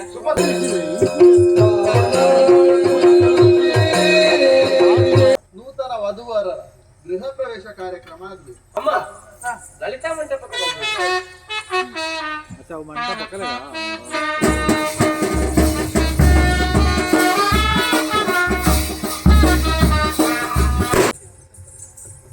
ಲಲಿತೆ, ಪ್ರಾಣೇಶ್ವರ, ನಮ್ಮಿಬ್ಬರ ಮದುವೆ ಆಗಿದೆ. ಕೇವಲ ದೇಹ ಚೀಟಿಯನ್ನು ಕಾಮ ಚೀಟಿಯನ್ನು ತೀರಿಸಿಕೊಳ್ಳುವುದಕ್ಕಾಗಿ ನಮ್ಮ ಮದುವೆ ಆದದ್ದು, ಖಂಡಿತ ಅಲ್ಲ. ಲೋಕ ಕಲ್ಯಾಣಕ್ಕಾಗಿ. ಹೌದು. ಆದುದರಿಂದ ಲೋಕ ಕಲ್ಯಾಣ ಅಂದ್ರೆ ಯಾವುದು? ಸುರುಳ ಭಂಡಾಸುರ ವಧೆ ಆಗುವುದು ಅನಿವಾರ್ಯ ಈ ಕಾಲದಲ್ಲಿ. ಆದ ಕಾರಣ ಪಾರ್ವತಿ ದೇವಿಯ ಶಾಪಕ್ಕೆ ಅವನು ಆಗಿದ್ದಾನೆ. ಯಾವ ಕ್ಷಣದಲ್ಲಿ ಅವನಿಗೆ ಹೆಣ್ಣಿನಿಂದಲೇ ಮರಣ ಎಂಬುದು ಲೋಕ ಸಿದ್ಧಾಂತವಾಗಿದೆ. ಆದ ಕಾರಣ ಅವನ ವಧೆಯ ನಿರೀಕ್ಷೆಯಲ್ಲಿ ಇರೋಣ. ಧರ್ಮದ ರಕ್ಷಣೆಯಲ್ಲಿ ನಾನು ಮುಂದುವರಿಯುತ್ತೇನೆ ಪ್ರಭು. ಸರಿ, ಈ ವಿಶ್ರಾಂತಿಯನ್ನು ಪಡೆಯಿರಿ. ಸರಿ, ಶುಭವಾದ.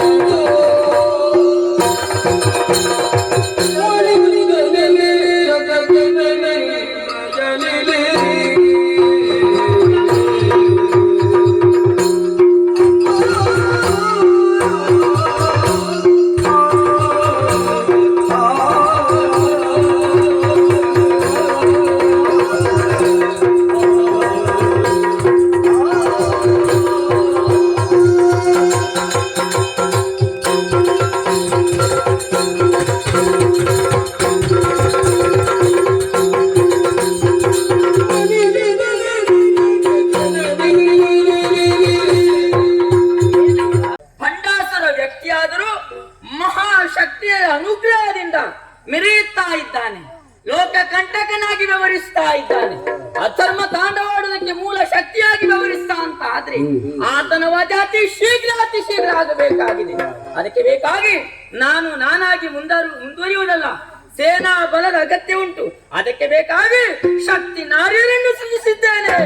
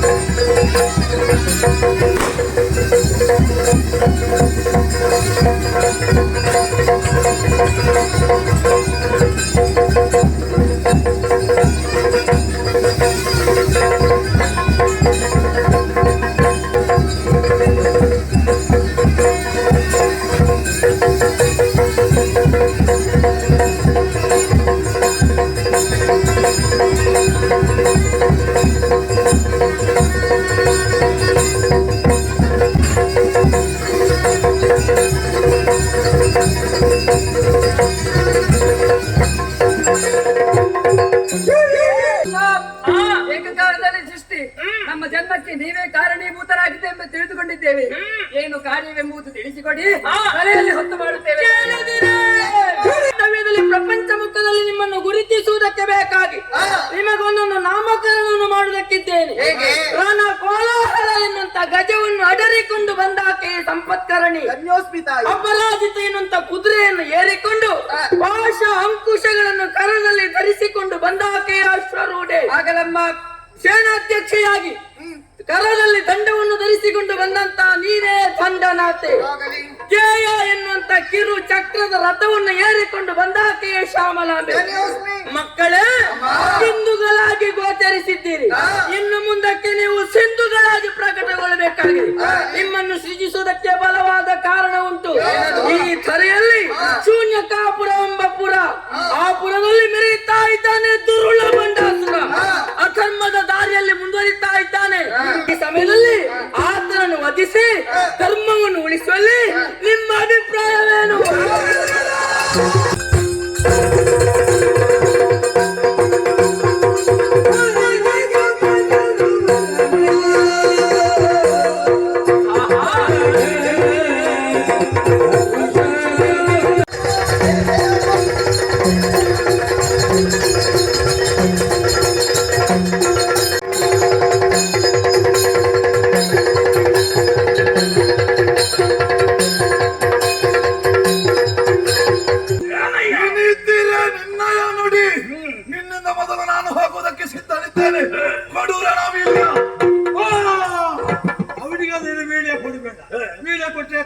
ಮುಗಿಯುವುದಿಲ್ಲ.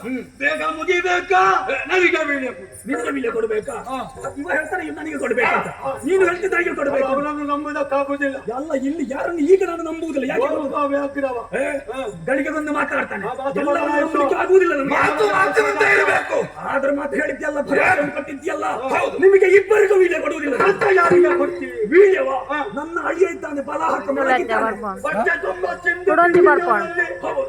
ಅವರೊಂದಿಗೆ ಬಿಸಿ ಕಳಿಸಿಕೊಳ್ಳಿ.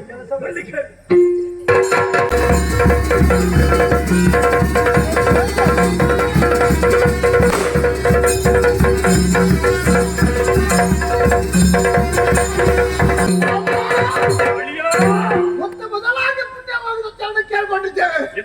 ಅವಸರದ ಕರೆ ಓಡಾಡ್ಕೊಂಡು ಬಂದಿದ್ದೇವೆ. ಏನಾಗಬೇಕು ನಾವು? ಅಯ್ಯೋ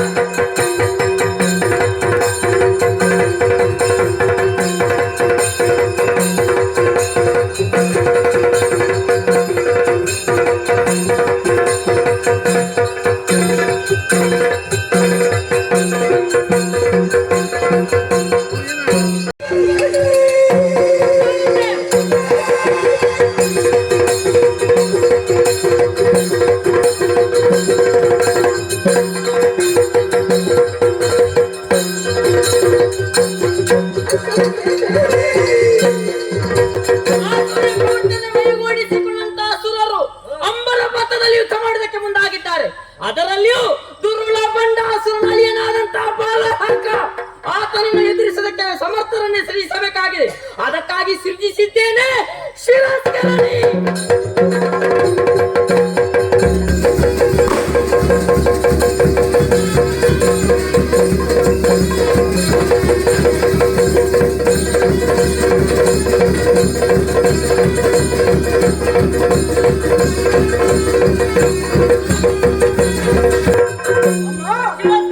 ಮೊತ್ತ ಮೊದಲಾಗಿ ವಂದಿಸಿಕೊಂಡಿದ್ದೇನೆ. ಎದ್ದೇಳು. ಇದ್ದಕ್ಕಿದ್ದಂತೆ ನನ್ನ ಸೃಷ್ಟಿ. ನಿಜ.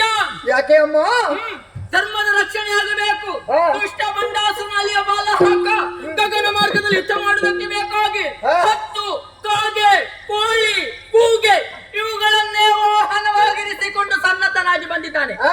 ಆತನನ್ನು ಎದುರಿಸುವುದಕ್ಕೆ ಬೇಕಾಗಿ ಇದು ಘನ ತಮೋಲಿಪ್ತ ಎನ್ನುವಂತ ವಿಮಾನವನ್ನು ನಿನ್ನ ಪಾಲಿಗೆ ಅನುಗ್ರಹಿಸ್ತೇನೆ. ಹೋಗು, ಅದನಿಗೆ ಸರಿಯಾದ ಶಿಕ್ಷೆಯನ್ನು ಕೊಟ್ಟು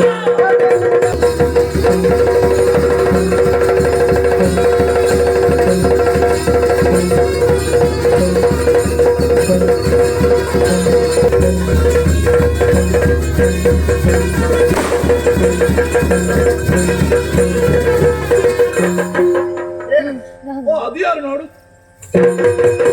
ಹೋಗಿದ್ದಾನೆ. ಎಲ್ಲಿಗೆ ಹೋಗ್ತಾನೆ ಎಂಬುದಾಗಿ ನೋಡ್ತೀನಿ. ನಾರಿ ಸೇನೆಯೊಂದಿಗೆ ಹೋರಾಟ ಮಾಡುವುದಕ್ಕೆ ಕಷ್ಟ ಸಾಧ್ಯವಾಗಿ ರಣಕ್ಷೇತ್ರದಿಂದ ಒಮ್ಮೆಗೆ ಹಿಮ್ಮೆಟ್ಟಿ ಬಂದರೂ ಕೂಡ ಸೇಡಿಗೆ ಸೇಡನ್ನು ತೀರಿಸಲೇಬೇಕು. ನಾರಿಯರಿಗೆ ಅರಿಯಾದ ರೀತಿಯಲ್ಲಿ ಸುತ್ತ ಕತ್ತಲೆಯನ್ನು ನಿರ್ಮಿಸುತ್ತೇನೆ.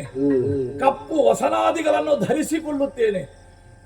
ಎದೆಗೆ ಕಪ್ಪು ಕವಚವನ್ನು ತೊಡುತ್ತುಕೊಂಡು ನಾರಿಯರಿಗೆ ಅರಿಯದ ರೀತಿಯಲ್ಲಿ ರಾತ್ರಿಯ ಕಾಲವನ್ನು ನಿರ್ಮಿಸಿ ರಣಕ್ಷೇತ್ರ ಸಿದ್ಧ ಮಾಡುತ್ತೇನೆ. ವಂದಿಸಿಕೊಂಡಿದ್ದೇನೆ. ಶುಭವಾಗಲಿ. ಓಡೋಡಿ ಬಂದಿದ್ದೇನೆ. ಹಾ. ಏನಾಗಬೇಕು ಅಪ್ಪಣೆ ಆಗಲಿ. ಕತ್ತಲೆ ಆವರಿಸಿದಂತ ಸಮರ ಭೂಮಿ ಬೆಳಗಬೇಕಾಗಿದೆ. ಅದಕ್ಕೆ ಬೇಕಾಗಿ ಯಾರಿಗೂ ರಥವನ್ನು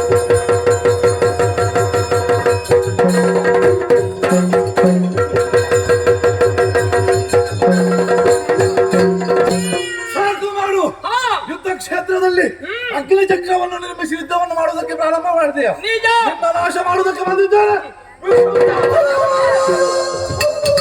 ಧರ್ಮದ ರಕ್ಷಕಿಯಾಗಿರಂತ ನಾನೇ ಲಲಿತಾಂಬಿಕೆ ಒಂದು ಮಾತನ್ನು ಹೇಳ್ತಾ ಇದ್ದೇನೆ. ಏನು? ಶರಣಾದರೆ ಒಳಿತು, ಇಲ್ಲ. ಇಲ್ಲವಾದರೆ ಶಿರಾದೆ.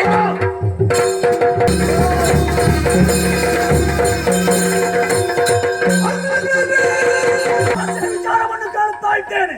ಯುದ್ಧರಂಗಕ್ಕಾಗಿ ನನ್ನ ಅಪ್ಪಣೆ ಪಡೆದು ಹರಿಯಣಾದಂತಹ ಫಲಾಹಕ ಹೋದ, ತಮ್ಮನಾದಂತಹ ವಿಶುದ್ಧನು ಹೋದವರು ಮರಳಿ ಬಂದವರಿಲ್ಲ. ಎಲ್ಲರೂ ಆಕೆ ಕೈಯಿಂದಲೇ ಹತರಾಗಿ ಹೋದರಂತೆ. ಈ ವಿಚಾರವನ್ನು ಕೇಳಿ ನಾನು ಸುಮ್ಮನುಳಿಯಾದೆ. ಹಾಗಾದ್ರೆ ಇನ್ನು ಮುಂದಕ್ಕೆ ನಾನು ಯಾರನ್ನು ಯುದ್ಧಕ್ಕಾಗಿ ಕಳುಹಿಸಿಕೊಡಲಿ? ಓಹೋ ಹೋ ಹೋ ಹೋ, ನನ್ನ ಮಗ ಇದ್ದಾನೆ ಚತುರ್ಬಾಹು, ಆತನನ್ನೇ ಕರೆದು ಯುದ್ಧಕ್ಕೆ ಕಳುಹಿಸಿಕೊಡುತ್ತೇನೆ.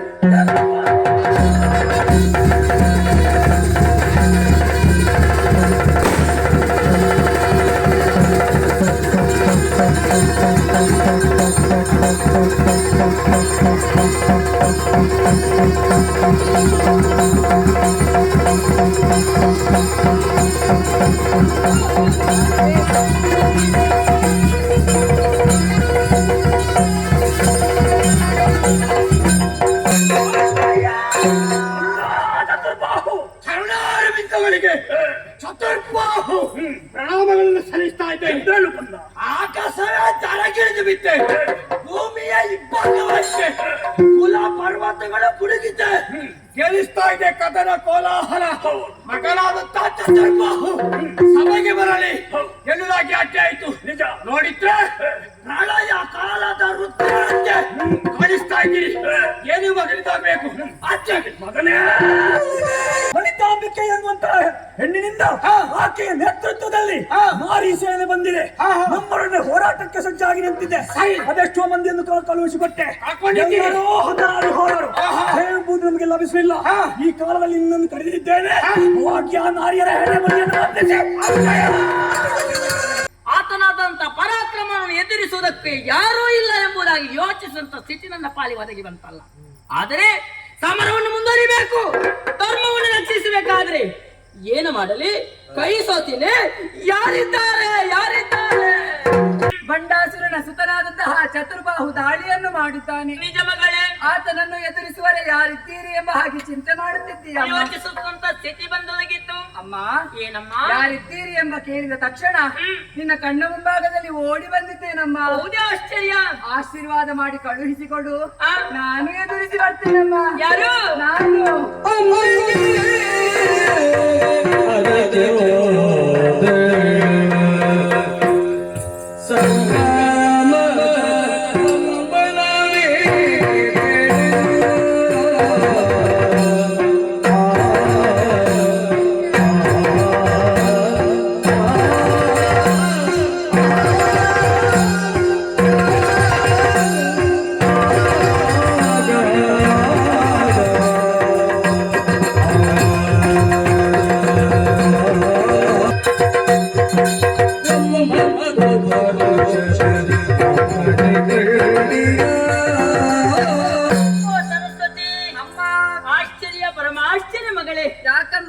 ಕ್ಷೇತ್ರಕ್ಕೆ ಹೋಗುವುದಕ್ಕೆ ಯಾರಿದ್ದಾರೆ ಎಂಬಂತ ಯೋಚಿಸುತ್ತ ಸಮಯದಲ್ಲಿ ಒಯ್ಯನಯ್ಯನೆ ಅಮ್ಮನ ಪಾದ ಬಡಿಗೆ ಊರೋಡಿಕೊಂಡು ಬಂದವಳು ನೀನು. ಹೌದಮ್ಮ. ತೆತ್ತಿ ನೋಡಿದಿಂದಾದ್ರೆ ಯಾರು? ಇದು ಸರಸ್ವತಿ. ಹೌದಮ್ಮ. ನೀನು ಬಂದೇನಮ್ಮ. ಹೌದಮ್ಮ. ಆಟದ ಮೈದಾನಕ್ಕೆ ಹೋಗುವವರು ಯಾರಿದ್ದಾರೆ ಎಂಬುದಾಗಿ ಕೇಳಿತಲ್ಲ. ಶತ್ರುಗಳು ಸೇರಿದಂತ ಭೂಮಿಯನ್ನು ಪ್ರವೇಶ ಮಾಡುವುದಕ್ಕೆ, ಜಯಲಲಯನ್ನು ಒಲಿದುಕೊಂಡು ಬರುವುದಕ್ಕೆ ಯಾರಿದ್ದಾರೆ ಎಂಬುದಾಗಿ ನಾನು ಯೋಚಿಸಿದ್ದು. ಅದಕ್ಕೆ ಬಂದದ್ದು. ಮಗಳೇ, ಅಮ್ಮ, ನಿನ್ನ ಬಗ್ಗೆ ಯೋಚಿಸಿದ್ದೀನಮ್ಮ. ಏನಾಗಿದೆ? ನಿನಗೆ ವಯಸ್ಸೆಷ್ಟು? 9 ವರ್ಷ ಅಲ್ವೇ ಮಗಳೇ? ಅಮ್ಮ, ನನ್ನ 4ನೇ ಕಣ್ಣು ನೀನಲ್ವೇನೆ? ಹೌದಮ್ಮ. ನಾನು ಯಾವ ಕಾಲಕ್ಕೂ ಯಾವ ಕಾರಣಕ್ಕಾದ್ರೂ ಕಳುಹಿಕೊಡುವುದಕ್ಕುಂಟೆ. ಯಾಕೆ ಗೊತ್ತೇ? ನೀನು ಚಿಕ್ಕವಳಲ್ವೇ?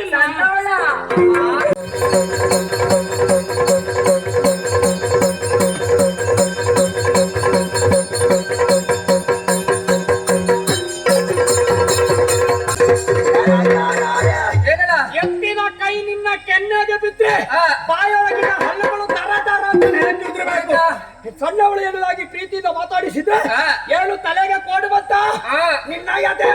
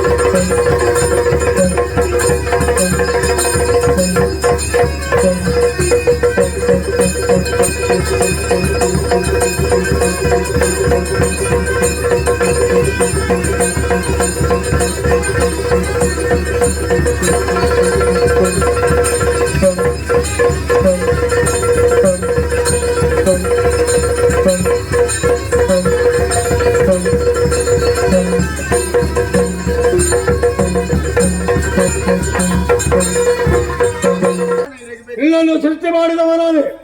ಕಾರಣ ಏನು ಬಲ್ಲೆಯ? ನೋಡಲ್ಲಿ ಇದ್ದವರ ಸಾಲಾಗಿ ಹೆಣ್ಣುಮಕ್ಕಳು ಎಲ್ಲ ಪೆಣ್ಣು ಕೂತಲ್ಲಿಗೆ ಹುಚ್ಚಿ ಹಿಡಿಬೇಕು, ಮರಳು ಹಿಡಿತಾರೆ. ಮರಳು ಹಿಡಿಯಬೇಕು. ಆಟವ ಮಂತ್ರವ ಮಾರಣವ ಯಾವುದು ಆಗಿತ್ತು ಮಾಡುವ ಮುಖೇನೋ ಅವರಿಗೆ ಹುಚ್ಚಿ ಹಿಡಿಯಬೇಕು. ಇಲ್ಲಿರುವ ಎಲ್ಲ ಹೆಣ್ಣು ಮಕ್ಕಳಿಗೂ ಹುಚ್ಚಿಡಿಲಿ ಹುಚ್ಚಿಡಿಲಿ.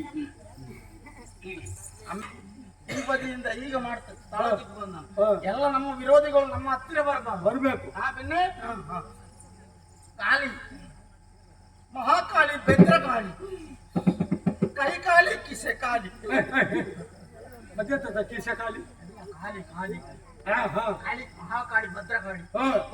ಓಂ ಸ್ವಾಹ. ನಾನು ಸ್ವರ ಕೇಳುವುದಿಲ್ಲ. ನಗಾಡ್ತಾಳೆ ಹುಚ್ಚಿಡೀತ. ಇನ್ನು ನಗಾಡಿಕೊಂಡೆ ಈ ಬದಿ ಅಂತ.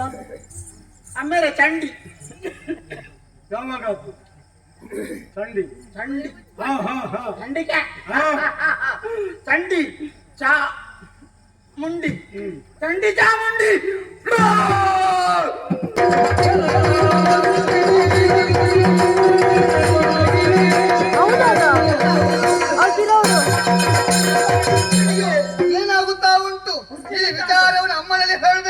ನೇರವಾಗಿ ಅವರ ಬಳಿ ಬಂದಿದ್ದೇನೆ. ಯುದ್ಧ ರಂಗಕ್ಕೆ ಹೋದಂತ ಶಕ್ತಿ ಸೇನೆಗಳು ಕೆಲವರಿಗೆ ನಿರ್ದಯವು, ಇನ್ನು ಕೆಲವರು ಹುಚ್ಚರಾಗಿ ವರ್ತಿಸುತ್ತಾರೆ. ಹೌದಮ್ಮ, ಚಿಂತಿಸಬೇಡ, ನಾನು ಯೋಚಿಸ್ತೇನೆ.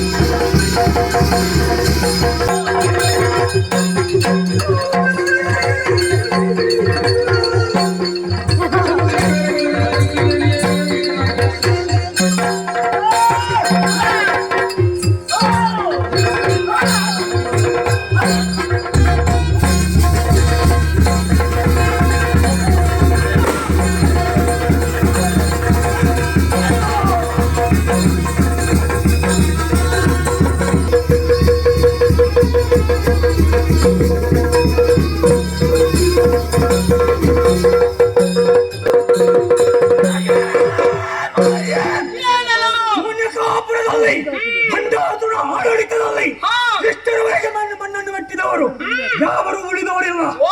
ಅಂತದ್ರಲ್ಲಿ ಹೆಣ್ಣಾದ ನೀನು ನಮ್ಮನ್ನು ಕೆಣಕುವುದಕ್ಕಾಗಿ ಬಂದೆಯ? ಇದ ಪರಮೇಶ್ವರನ ಮಗನಾದಂತ ನಾನು ಇದ ಮೂರು ಲೋಕದ ಅಧಿಕಾರಿಯಾಗಿ ಇಂದು ಕೂಡ ಮೆರೆಯುತ್ತಾ ಇದ್ದೇನೆ. ನನಗೆ ಇಂತಹ ಸಂದರ್ಭದಲ್ಲಿ ರಣಕಣದಲ್ಲಿ ನಿನ್ನನ್ನು ಸೋಲಿಸುವಂತಹ ಹೊತ್ತಿನಲ್ಲಿ ನನ್ನನ್ನು ಪ್ರಶ್ನೆ ಮಾಡುವುದಕ್ಕೆ ಈ ಹಿಂದೆ ಅದೆಷ್ಟೋ ಮಂದಿ ಆಗಿ ಹೋಗಿದ್ದಾರೆ. ಮತ್ತು ಹಿರಿಯರು ಅವರನ್ನು ಮತ್ತೆ ಸೃಷ್ಟಿ ಮಾಡಿ ಯುದ್ಧಕ್ಕೆ ನಿನ್ನ ಜೊತೆಯಲ್ಲಿ ನಾನು ಕಳುಹಿಸಿಕೊಡ್ತೇನೆ. ಕ್ಷತ್ರಿಯ ವೀರನಾದಂತಹ ಶಿಶುಪಾಲನನ್ನು ಯುದ್ಧಕ್ಕೆ ಕಳುಹಿಸಿಕೊಡ್ತೇನೆ. ಚಂಡಮುಂಡರನ್ನು ಕಳುಹಿಸಿಕೊಟ್ಟೇನು. ಮಹಿಷಾಖ್ಯ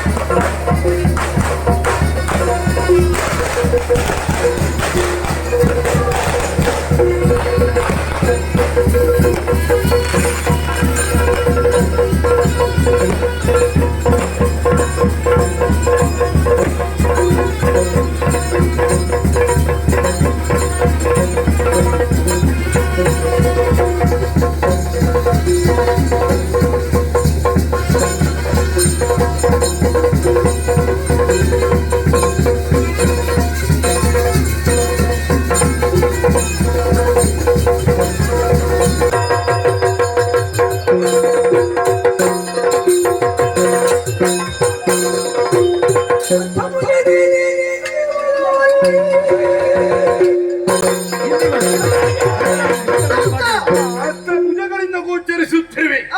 8 ಕರಗಳಲ್ಲಿ 8 ವಿಧದ ಆಯುಧಗಳನ್ನು ಧಾರಣೆ ಮಾಡಿ ಕೇಸರಿಯನ್ನು ಯಾರಿಕೊಂಡು ಬಿಟ್ಟ ತಲೆದಲ್ಲೇ ದೊರಕ ಒಬ್ಬಲ್ಲ ದುರ್ಗೋಚರ ಕೊಂದೆ.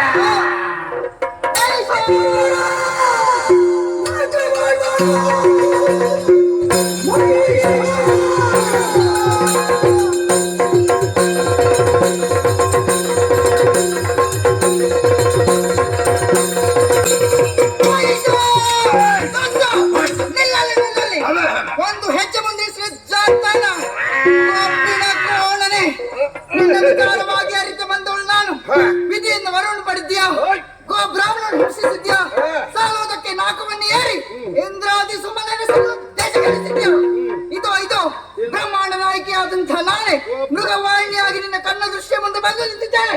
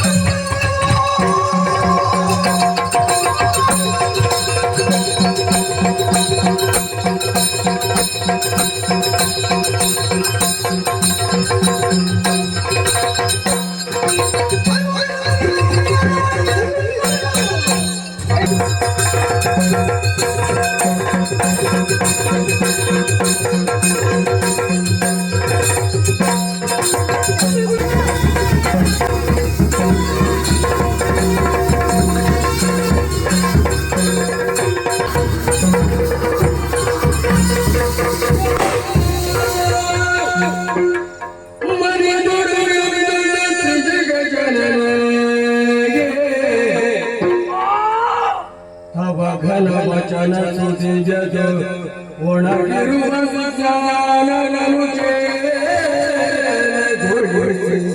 ಅರ್ಥವಾಗುತ್ತಾ ಇದೆಯಮ್ಮ.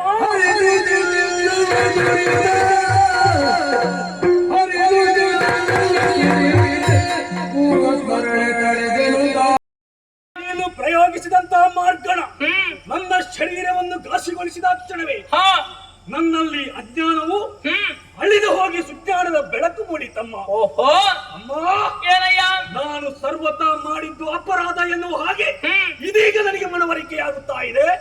ಆದ ಕಾರಣವಾಗಿ ನಿನ್ನ ಈ ರೂಪವನ್ನು ಕಂಡಾಕ್ಷಣವೇ ಇದೋ ನಿನ್ನ ಪಾದಕ್ಕೆ ಎರಗಿದ್ದೇನೆ. ಜಯ ಜಯ ಜಯ ಜಯ ಜಯ ರಕ್ಷಿಸಮ್ಮ, ನನ್ನನ್ನು ರಕ್ಷಿಸು. ಎಷ್ಟಾದ್ರೂ ನೀನು ದುಷ್ಟನಲ್ವೇ?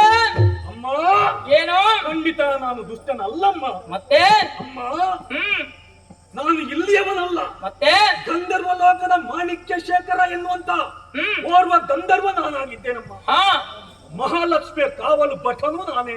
ಓಹೋ, ಒಂದು ದಿವಸ ಗಂಗಾ ನದಿಯ ತೀರದಲ್ಲಿ ಮಹಾಲಕ್ಷ್ಮಿ ದೇವಿಯು ತಪಸ್ಸನ್ನಾಚರಿಸುತ್ತಿರುವಂತಹ ಕಾಲಕ್ಕೆ ಆಕೆಯ ರಕ್ಷಣೆಯ ಭಾರವನ್ನು ಹೊತ್ತು ರಕ್ಷಣೆಯನ್ನು ಮಾಡುತ್ತಾ ಇದ್ದೇನಮ್ಮ. ಆ ಹೊತ್ತಿಗಾಗಲೇ ಕಿನ್ನರ ತರುಣಿಯೋರ್ವಳು ಯಾವುದೋ ಕಾರಣಕ್ಕಾಗಿ ತನ್ನೊಂದು ಸ್ನಾನ ಮಾಡುವುದಕ್ಕಾಗಿ ನದಿಗೆ ಇಳಿಯುತ್ತಿರುವಂತಹ ಸಂದರ್ಭ, ನದಿಯ ಸುಳ್ಳಿಗೆ ಸಿಳುಕಿ ಮುಳುಗುತ್ತಿರುವಂತಹ ದೃಶ್ಯ ಆಕೆಯ ಆರ್ತನಾದವನ್ನು ಕೇಳಿದಮ್ಮ. ಅಮ್ಮ, ಏನು? ಆಕೆಯನ್ನು ರಕ್ಷಣೆ ಮಾಡುವುದಕ್ಕಾಗಿ ನದಿಗೆ ಧುಮುಕಿ ಆಕೆಯನ್ನು ಎತ್ತಿ ತಂದು ತಟದಲ್ಲಿ ಕುಳ್ಳಿರಿಸಿದನಮ್ಮ. ಓಹೋ, ಆಕೆಯ ಒದ್ದೆ ಮೈಯನ್ನು ಕಂಡಂತಹ ನನಗೆ ಸುಪ್ತವಾಗಿ ಅಡಗಿದ್ದಂತಹ ಕಾಮವು ಮತ್ತೆ ಪ್ರಜ್ವಲಿಸುವುದಕ್ಕೆ ಪ್ರಾರಂಭವಾಯಿತಮ್ಮ. ಆಕೆಯಲ್ಲೇ ನಾನು ಕೇಳಿಕೊಂಡೆ, ಏನೆಂದು? ನನ್ನ ಜೊತೆಯಲ್ಲಿ ನನ್ನನ್ನು ಮದುವೆಯಾಗಿ ಸುಖ ದಾಂಪತ್ಯದ ಜೀವನವನ್ನು ನಾವು ನಡೆಸುವ ಎನ್ನುವ ಹಾಗೆ ಇದಕ್ಕೆ ಒಪ್ಪಿಲ್ಲಮ್ಮ. ಆ ಹೊತ್ತಿಗೆ ಆಕೆಯನ್ನು ಬಲಾತ್ಕಾರ ಮಾಡುವುದಕ್ಕೆ ನಾನು ಮುಂದಾದೆ. ಆ ಹೊತ್ತಿಗಾಗಲೇ ತಪಸ್ಸಿನಲ್ಲಿದ್ದಂತಹ ಮಹಾಲಕ್ಷ್ಮಿ ದೇವಿಯು ಎಚ್ಚೆತ್ತುಕೊಂಡಳಮ್ಮ. ಈ ದೃಶ್ಯವನ್ನು ಕಂಡಾಕ್ಷಣವೇ ನೀನು ಆತುರಿ ಪ್ರವೃತ್ತಿಯನ್ನು ಕಾಣಿಸಿದ ಕಾರಣವಾಗಿ ಇನ್ನು ಮುಂದಕ್ಕೆ ನೀನು ರಾಕ್ಷಸನಾಗಿ ಹೋಗು ಎನ್ನುವಂತಹ ಘೋರವಾದಂತಹ ಶಾಪವನ್ನೇ ಕೊಟ್ಟಳಮ್ಮ. ಹೇಳಿಕೊಂಡೆ ನಾನು. ಅತ್ತೆ ನಮ್ಮ ಕಣ್ಣೀರಿಳಿಸಿದೆ. ಯಾವುದಾದರೂ ಒಂದು ಪರಿಮಾರ್ಜನೆ ಇದಕ್ಕೆ ತೋರಿಸಿ ಎನ್ನುವ ಹಾಗೆ ಪ್ರಯೋಜನವಾಯಿತೆ. ಕಣ್ಣೀರನ್ನು ಕಂಡಂತಹ ಮಹಾಲಕ್ಷ್ಮಿ ದೇವಿಯು ಮುಂದೊಂದು ದಿನ ಲಲಿತಾಂಬಿಕೆಯಾಗಿ ನನಗೆ ಕಾಣಸಿಗುವವಳಿದ್ದೇನೆ. ಆ ಹೊತ್ತಿಗಾಗಲೇ ನಿನಗೆ ಮೋಕ್ಷವನ್ನು ಕೊಡುವವಳಿದ್ದೇನೆ ಎನ್ನುವಂತಹ ಮಾತನ್ನು ಹೇಳಿದಳಮ್ಮ. ಅಮ್ಮ, ಏನು? ಗಣಪತಿಯು ಮನ್ಮಥನ ಬೂದಿಯಿಂದ ಮಾಡಿದಂತಹ ಬೊಂಬೆಗೆ ಜೀವಕಲೆಯನ್ನು ಕೊಡುತ್ತಿರುವಂತಹ ಸಂದರ್ಭದಲ್ಲಿ ಅಂತರಿಕ್ಷದಲ್ಲಿ ನನ್ನ ಆತ್ಮವು ತಿರುಗಾಡುತ್ತಾ ಇತ್ತು. ತಕ್ಷಣ ಬಂದು ಸೇರಿಕೊಂಡೆ. ನಮ್ಮ ಭಂಡಾಸುರ ಎನ್ನುವಂತಹ ಹೆಸರನ್ನು ಗಳಿಸಿದೆ. ತನ್ನ ಹಿನ್ನೆಲೆ 3 ಲೋಕದ ಅಧಿಕಾರವನ್ನು ನಾನು ವಹಿಸಿಕೊಂಡಿದ್ದೇನೆ. ಸೃಷ್ಟಿ ಸ್ಥಿತಿ ಲಯ ಮಾತ್ರವಲ್ಲ, 60,000 ವರ್ಷಗಳ ಕಾಲ ದೀರ್ಘವಾದಂತಹ ಆಯುಷ್ಯನ್ನು ನಾನು ಪಡೆದವನಿದ್ದೆ. ಹಾಗೆ ಶುಕ್ರಾಚಾರ್ಯರ ಮಾರ್ಗದರ್ಶನ, ನಮ್ಮವರ ಸಹವಾಸ ಇದರ ದೋಷವೋ ಎನ್ನುವ ಹಾಗೆ ಇಂತಹ ದುಷ್ಕೃತ್ಯಕ್ಕೆ ನಾನು ಮನ ಮಾಡಿದೆ. ನಮ್ಮ ಅಮ್ಮ, ನಾನು ಇಷ್ಟೆಲ್ಲ ಮಾಡಿದ್ದು ಅಪರಾಧವಾಯಿತು ಎನ್ನುವ ಹಾಗೆ ಇದೀಗ ನನಗೆ ಮನವರಿಕೆಯಾಗುತ್ತಾ ಇದೆಯಮ್ಮ. ಅಮ್ಮ, ನಾನು ಮಾಡಿದಂತಹ ಅಪರಾಧವನ್ನು ಮನ್ನಿಸಿ ನನಗೆ ಮೋಕ್ಷ ಪ್ರದಾನಿಯಾದಂತಹ ನೀನು ನನಗೆ ಮೋಕ್ಷವನ್ನು ಅನುಗ್ರಹಿಸಬೇಕೆನ್ನುವ ಹಾಗೆ ನಾನು ಕೇಳಿಕೊಳ್ಳುತ್ತಾ ಇದ್ದೇನೆ. ಬದುಕು ಎಂಬುದು ನನಗೆ ಬೇಡ, ಜೀವನವೇ ಇಲ್ಲಿಗೆ ಮುಗಿಯಿತು ಎನ್ನುವ ಹಾಗೆ ನಿನ್ನನ್ನು ಕಂಡ ಮಾತ್ರಕ್ಕೆ ಇನ್ನು ನನಗೆ ಯಾವುದೂ ಬೇಡವಮ್ಮ. ನನಗೆ ಮೋಕ್ಷವನ್ನು ಅನುಗ್ರಹಿಸು. ಭಂಡಾಸುರ, ಇಳಿದು ಮಾಡಿದರೆ ಅಪರಾಧ, ಇಳಿಯದೆ ಮಾಡಿದರೆ ಪ್ರಮಾದ. ನೀನು ಮಾಡಿದ್ದು ಅಪರಾಧವೆಂಬುದು ನಿನ್ನ ಪಾಲಿಗೆ ಮನವರಿಕೆ ಆಗಿದೆ. ಈಗ ಮೋಕ್ಷವನ್ನು ಅಪೇಕ್ಷೆ ಮಾಡ್ತಾ ಇದ್ಯಾ. ಇದೋ ಕಾಮೇಶ್ವರ ಅಸ್ತ್ರವನ್ನು ಪ್ರಯೋಗ ಮಾಡಿ ನಿನ್ನ ಆಶೆ ಆಕಾಂಕ್ಷೆಯಂತೆ ನಿನಗೆ ಮೋಕ್ಷ ಸಾಮ್ರಾಜ್ಯವನ್ನು ವಹಿಸಿದ್ದೇನೆ.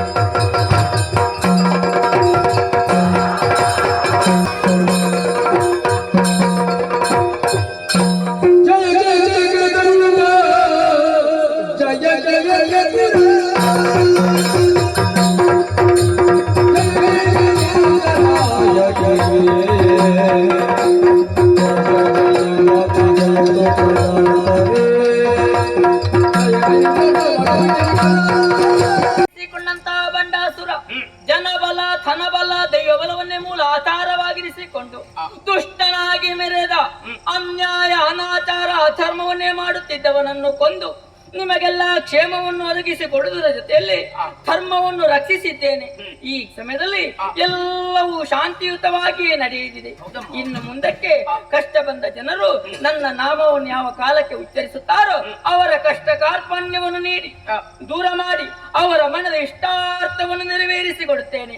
ಇನ್ನು ಮುಂದಕ್ಕೆ ಲಲಿತಾಂಬಿಕೆಯಾಗಿ ಮನೆ ದ್ವೀಪವನ್ನು ಸೇರುವಳಿದ್ದೇನೆ. ನಿಮಗೆಲ್ಲರಿಗೂ ಶುಭವಾಗಲಿ. ನಾನೀಗ ಅದೃಶ್ಯಳಾಗುತ್ತೇನೆ.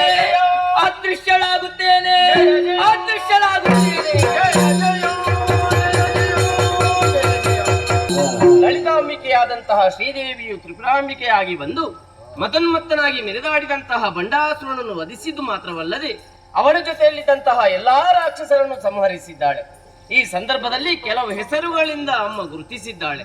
ಇನ್ನು ಮುಂದಕ್ಕೆ ಶ್ರೀ ಲಲಿತಾ ಸಹಸ್ರನಾಮ ಎಂದು ಪ್ರಖ್ಯಾತಿಯಾಗಲಿ ಎಂಬಲ್ಲಿಗೆ ಇಂದ್ರಾದಿ ಸುಮನಸರೆಲ್ಲರೂ ಸಂತೋಷಗೊಂಡಿದ್ದಾರೆ. ಲಲಿತೋಪಖ್ಯಾನ ಎನ್ನುವಂತಹ ಈ ಪುಣ್ಯಕಥೆಯನ್ನು ಯಾರು ಆಡಿಸಿದ್ದಾರೆ, ಯಾರು ಆಡಿದ್ದಾರೆ, ಯಾರು ಭಕ್ತಿಯಿಂದ ನೋಡಿದ್ದಾರೆ ಅವರೆಲ್ಲರಿಗೂ ಕೂಡ ಕಲಾಮಾತೆಯಾದಂತಹ ಶ್ರೀದೇವಿಯು ಹಾಗೆ ಮಹಾಗಣಪತಿ ದೇವರು ಆಯುಷ್ಯ, ಆರೋಗ್ಯ, ಸಕಲ ಸಂಪತ್ತನ್ನು ಕರುಣಿಸಲಿ ಎನ್ನುತ್ತಾ ಪುಣ್ಯಕಥೆಗೆ ಮಂಗಳಗೀತೆಯನ್ನು ಹಾಡುವುದಕ್ಕೆ ಸಭ್ಯರಲ್ಲಿ ಅಪ್ಪಣೆಯನ್ನು ಕೇಳುತ್ತಾ ಇದ್ದೇವೆ. ಭದ್ರಂ ಶುಭಂ.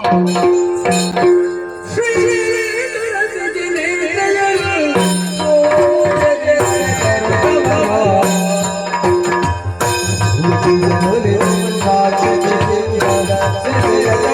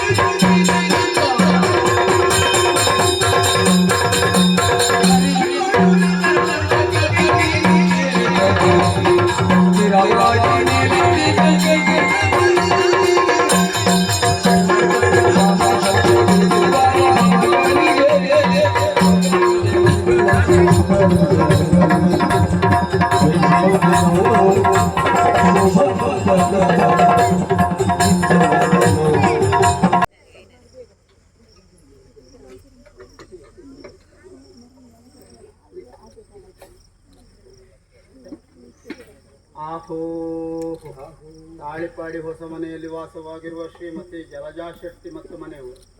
ತಾಳಿಪಾಡಿ ಹೊಸ ಮನೆಯಲ್ಲಿ ವಾಸವಿರುವ ಶ್ರೀಮತಿ ಜಲಜಾ ಶೆಟ್ಟಿ ಮತ್ತು ಮನೆಯವರು. ಶಹಬಾಸ್ ಶ್ರೀಮತಿ ಜಲಜಾ ಶೆಟ್ಟಿ ಮತ್ತು ಮನೆಯವರು. ಫಲ ಕುಶಾಲಗಾರ ಶಹಬಾಸ್ ದಕ್ಕಿತ್ತು ದಕ್ಕಿತ್ತು ಬಿಡಾರ ಚಪ್ಪಳಿ.